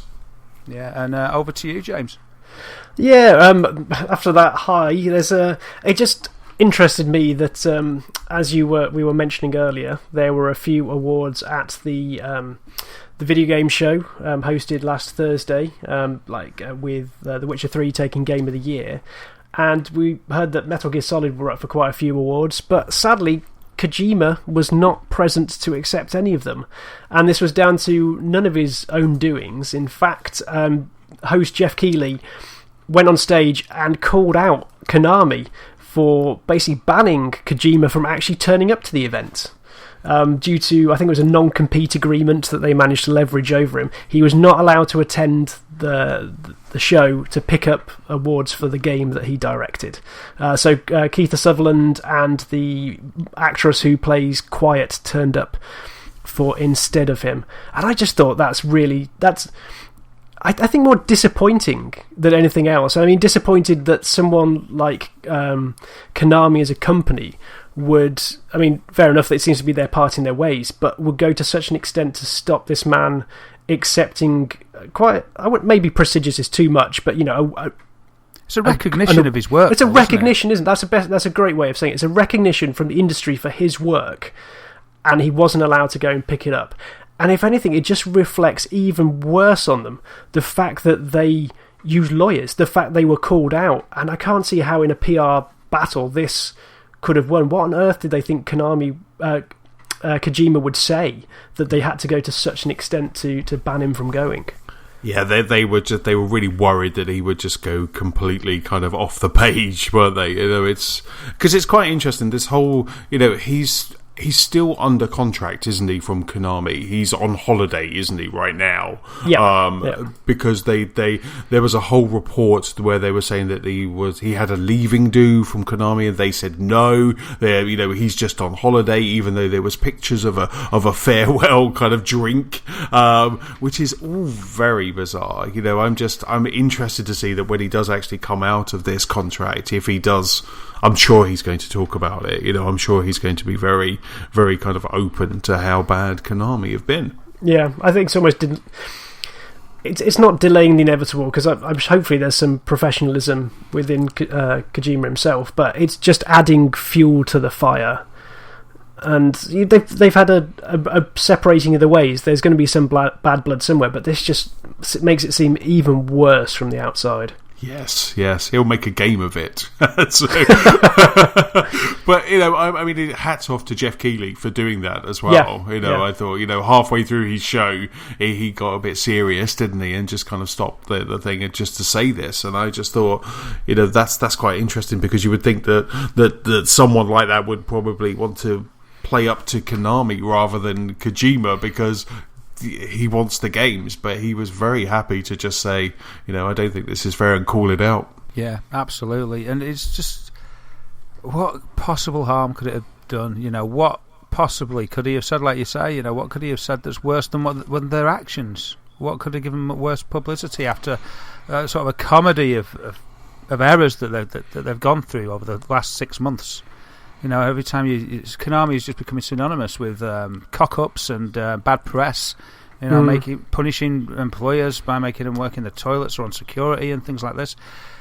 All sorts of bad stories out there, and they just don't seem to do themselves any favours. Why not just, I don't know, surely they could have let him go, and the lawyers could have said, well, if you say X, Y, Z, you'll be in big trouble. Well, you think even just like a video acceptance speech at the very worst, like at least they can veto what goes on that or something. Just something to try and make them seem like jackasses at this point. Yeah. They kind of have a video of Kojima kind of accepting, and then as they pull out, there's like 5 lawyers all kind of around him. I know Kojima's all up for his elaborate plans and elaborate pranks and things like that, like Phantom Pain and things like that, and PT being announced. So he's known for that. And the best thing that I could come up with to put it in a positive light is that the whole thing, it's like it was all a dream. It was all it's all been orchestrated between Konami and Kojima just to reel everyone along. And then one day he's going to just pop out and say, probably you're just about to announce MGS6, and they say, yeah, all that. We reeled you along, didn't you? It was all nonsense. Look, we're the best of friends, but we just wanted to see how mad you'd go because you're all a bunch of fools listening to any old news that we give you. But I don't think that's going to happen. No, I think there's a lot of people right now with checkbooks trying to get Kojima to come to them. You imagine if PlayStation or Microsoft could get him as a first-party developer. Okay, they probably have to just give him a big bunch of cash and then kind of wait about 4 years for a game, but you could just imagine the kudos. That's up there with Microsoft announcing that they've bought Minecraft. I think it's just his name really does have a lot of weight to it. So I'm going to be watching kind of what happens in the next couple of months, because I think he's out of contract at the start of next year. So by kind of E3 there could be some very interesting. Oh, that's going to be an interesting set of revolving doors as he goes around talking to all the different platforms and publishers. Absolutely, it's just he will have some crazy wacky ideas, and maybe, like you say, Darren, he might string a couple of people on, and they'll be going, "Yeah, we really want that." We really, It all goes back to Konami. He's a double agent. It's all been a ruse. I'll tell you what, though, if he put on Kickstarter a book, if he proposed a book saying me and Konami, I'd go for that. I'd invest in that book, definitely. A pictorial coffee table book with them shouting at him. So next piece of news is producer. Oh yeah, Darren. Me, yeah. This is. I'm not going to go on about it too long. because my throat started to hurt a bit. I got a sore throat. Poor me. But anyway, what this is about is a patent has been unveiled that may have revealed the secret of what the NX is all about. So, officially, nobody knows. There's not been any official information from Nintendo about the NX, apart from to say it's going to be different than the Wii and the Wii U. But a patent's been found that gives a glimpse. I'm always coming out with these patents that I find. But this one's quite detailed. And what it shows is it seems to lie and fit with what Nintendo was saying about how their console's going to work, in that it can be sort of like used at home and portable as well. So it shows that you've got the game console itself that can be taken around, sort of off-site, if you like, out and about with you. But what stays at home is a local supplemental computing device. That stays at home and that boosts the game console when you're at home. And I presume that would sort of like probably just stay plugged in to your TV or whatever, your screen. And so it looks like you go off with your console, like your portable console. But when you come back, it links in with your local supplementing computing device, which gives it more horsepower. And the other thing it seems to do is a little bit of taking a little bit of license from what Microsoft have done with the cloud, utilising the cloud. It's going to use, because on the patent it's also got another little icon of remote supplemental computing devices from the user community, and it looks like you can share a proportion of your own local supplemental computing device, so your like little hub, your processing hub, and you can share a percentage of that with other people. And so when you're using it, you'll be able to harness the other people that are sharing it as well, to make sort of a network of CPU utilisation that's going to be able to be used in the games. Now, obviously we haven't seen really what that can do, apart from with a little bit of what we've seen of Crackdown 3's destruction. But for all intents and purposes, that kind of destruction couldn't be done on PS4, for instance. It needs to harness the cloud to do that. So it's looking like the NX is going to go in that direction, if this patent is to be believed. Now, this sort of ties in with... I'll drag in the next news story I had, which was Nintendo did an interview with the I think it was the New York Times, and they were basically saying that the next version of their home console is not going to be like the Wii or Wii U. President Tatsumi Kimishima basically just went out and said that we are trying to do something different to make fans and players embrace this new generation, and this ties in with exactly what you're saying, the fact that this is completely new. Is what intrigues me though is that it still has that sort of Nintendo essence to it, that it is just slightly off the wall. It's not quite standard. I mean, it could be. I mean, you referenced Microsoft Cloud, but it also it's just reminds the nearest me I could get to sort of get it across here. Yeah, it's that essence elements, but it also reminds me of I don't know if you've seen it, but the Microsoft Surface book, the sort of like MacBook equivalent, where you can snap off your screen from the keyboard, and it has that sort of same sort of quality where attached to the keyboard it's got extra processing power, but you can take off a bit and then walk around with it if it's a normal tablet. So it's interesting to see there's several hardware companies going down this route. Sony as well, I guess, with the VR that's got the extra computing got an extra power. Processing power. Yeah, absolutely. It seems to be the latest trend of you can do something, but then if you add this, you can do more. Yeah, so you've got your base where it unlocks and unleashes the full power, but it can stand alone on its own, a little bit weaker, but off you go with it. Yeah, and they've always said it was. A lot of the rumours I've been reading have always said it's going to be mobile as well, haven't they? They've alluded to that. Yeah.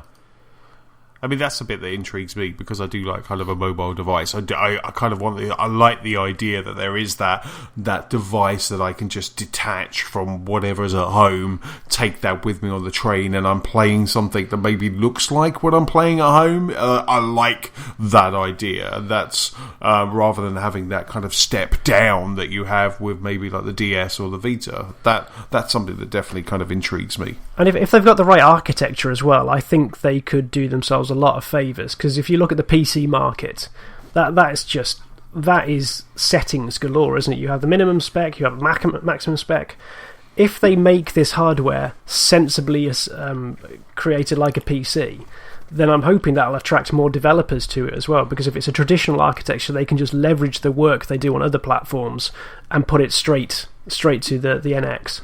And if they're going to maybe follow a more traditional tablet model, it would sort of explain the investment in DNA. Yeah. It all sorts, when we're talking about this, a lot of pieces seem to fit together quite snugly. That's it. I feel that we should create a wall full of a map with lots of red string just going across it, pulling together all these threads. Brilliant. And we'll discover the secret yet. Mario's boat race right in the middle. Awesome. And there's also another part of the page. There's a few different icons. I'll put a link to this article from Game Central on Metro in the show notes. It also sort of shows that you could be rewarded for sharing parts of your processor. Oh, that's really interesting. I was just about to say the same thing. It would be quite nice to get coins or something for doing that. So that's kind of part of that. Part of the model. Yeah, it's got the diagram shows the console saying you have shared 2.7 hours of your supplemental computing device, and so it's given a credit of 2.7 hours, presumably for maybe you to harness maybe you can harness the cloud devices when you're out with your portable device and boost it back up to sort of home base level when you're out and about. I don't know if it can be done without. If it can be done wirelessly. I shudder to think of the battery life at that point. Yeah, I mean, looking at the diagram, it does show the supplemental device having a wire to the portable one. I think I'm on Cloud Cuckoo Land dreaming there, but there's quite a lot to it. And yeah, but that might just be when you're back at home, you then just plug a wire. I would hope it would be wireless as well, but you just plug a wire. Maybe that's a charging thing for that supplemental device. Maybe that's. I'm having a look at that page now. So that's really interesting. Only you could get power from the cloud. Yeah, exactly. I mean, stuff like this just really plug it into the cloud. Well, stuff like this just really interests me. It's kind of back what we were saying about VR. It's something new. I want to try some new tech, and things like this just really. I'm probably going to buy an NX Day one anyway, but stuff like this just really kind of makes that purchase quite sweet. Yeah. It's that magical what if quality at this point in time. Like, what are they going to do for us? This is. Yeah. I love this point in a console generation as well, because you just get to try and all these fantastical things that, as you say, they might not come to fruition, but it's just the fact they're dreaming up these crazy things, and you just hope that what comes to fruition is something even half as good. Yeah, I mean, things like this get patented all the time, and often, 9 times out of 10 it comes to nothing. But it is great to speculate, isn't it? And think what if, and you come out like just then in this conversation, you sort of think it just comes out in the conversation, doesn't it? It's like, oh wow, yeah, imagine that. You never thought of it before. You do wonder whether it's like people just sat there making patents just to wind up game sites. Yeah. I've loved there's a department of just like red herrings. Like, what can we do this week? Right, we patent a mustachioed bike so we can like sell Mario, but the bike is attached to your DS and it knows how far you've gone, and you can only run Mario the same amount of metric miles that you have cycled. Brilliant. I want to believe. But that's it. I mean, you look at these patents; they could be kind of just knocked up in a couple of seconds. That's a Vizio dial. That figure 1 is a Vizio dial that you can do in absolutely 5 minutes. So maybe you're right. Maybe it is just it's a Kojima winding you up, Darren. That's what it is. This is his second tier approach. The first bit was the Konami bus stop, and this is the second part of his plan. Superb. And then the last piece of news, the cockle-warming piece of news is with you. Bit of festive cheer. For this time of the season. And what this news piece is that a young chap in Memphis had his Xbox 360 stolen, which is really terrible, while he was at church with his mum. I mean, that's a terrible start to the story. So he got burgled, and the police went round. They couldn't find it. They didn't catch the thief or anything. And when they said to the young chap, his name is Tontrevian Campbell, and when they said, well, Father Christmas will probably get you one, you could just ask Father Christmas for a new one. And he said his reply was that his mum works long hours and several jobs, and she uses that money to just pay the bills. And this touched the police officers that went around, and they all rallied and clubbed together, and they went off to the local GameStop. and bought him a new console with 3 games. Oh, wow. And then when the guy in the shop got the story, he gave him an extra controller for free as well. And they took it back and presented him with it. And they basically said they didn't want to say they bought it and play the hero. They just said, "Is this your console?" And he said, "No, sir, mine was older," which is just so touching. That's sweet. Yeah.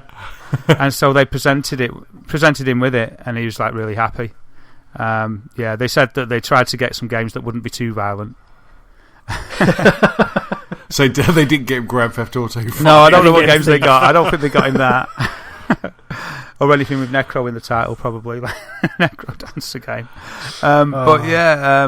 That's really sweet. It's just a nice story, isn't it? Yeah, no, that's really lovely. Yeah. It's a really nice, just like I say, nice little cockle-warming story. But what he actually said was, I actually wanted a PS4 and I've hidden my 360 in the garden. Yeah. He dug it out. He went, "It's useless. You can't even bury you in." I thought he was going to say, "Not bad. Why couldn't you get me an Xbox One?" I was reading the story and I was thinking it was about an Xbox One, and it touched me even more that it was a 360. I sort of thought, cheapskates, the police. They could have stumped up a few more quid. Got him the next level console, but still, it's a nice story. That's in Memphis, it's Tennessee. Funny how you read a cockle-warming story and then you start breaking that down. It's like, actually, do you know what? Cheap sods, they could have just bought him that. That's me being an ingrate, but Ton Trevian Campbell was very happy, and his mum was ecstatic, and they tweeted and stuff and said it's really good. And on the link that I'll post, it's got a video, a news story of it from WMC Action News 5. That goes into it in a little bit more detail. It's very sweet, and you can see how elated the child is when he gets the console. It's just really nice. Oh, that's just really cool. It's quite funny because now that we have all of the backwards compatibility is kind of, really kind of hitting back in, I'm thinking about doing the same that I did with my PlayStation 3 with one of my Xbox 360, which was kind of give it away to that charity that I gave the PlayStation 3, the one that I was talking about. Oh, yeah. Kind of one of our very early episodes where they give them to children in hospitals, and I was thinking that the other day, and I was just thinking, you're like this, James, but I was thinking, how good would it be, you could give someone, in hospital, they're there for a long time, give them a 360, throw in Viva Pinata, Trouble in Paradise, that's it, they won't want to leave hospital, it'll be a magical place for them at that point. Exactly, it will just be, so I'm definitely going to just kind of make sure I've got all of my saves, and then I'm just going to do that, so it would just be awesome. And on that cockle-warming note, that's about it for this episode. Thank you very much for listening. Don't forget, you can keep up with us at gamersoftheLostSpark.com. You can also find us on Facebook, on Twitter, we're at LostSparkPod. You can find us on YouTube. We also have that PS4 community, which is the Gamers of the Lost Spark. And Darren, where can we find you online? Yeah, you can get me as Wythermator on PS4, Xbox One and Twitch, Dazgamer on YouTube, and at Dazgamer on Twitter. Awesome. James, what about you? Where can people catch up with you? You can reach me on Twitter, Xbox Live, PSN and Nintendo at Big Sheep. I know you're always jealous that I just have one across the entire thing, but just Big Sheep. So send me a message. You can see James's mince pies that he's tweeting a lot at the moment. It's the best thing about Christmas, the excuse to bake excessive amount of pies. Oh, they look so good. And for me, I am Chessman on Xbox Live. I'm PS-Chessman on the PlayStation Network. Chessman UK on Twitter. If you have any feedback, please send it to our email address. That's feedback@gamersoftheLostSpark.com. Also, if you're feeling generous, please leave us a review on iTunes. It does help us just kind of get noticed and hopefully get on that main page. But that's it. We'll see you for next week. Say goodbye, chaps. Cheers, guys.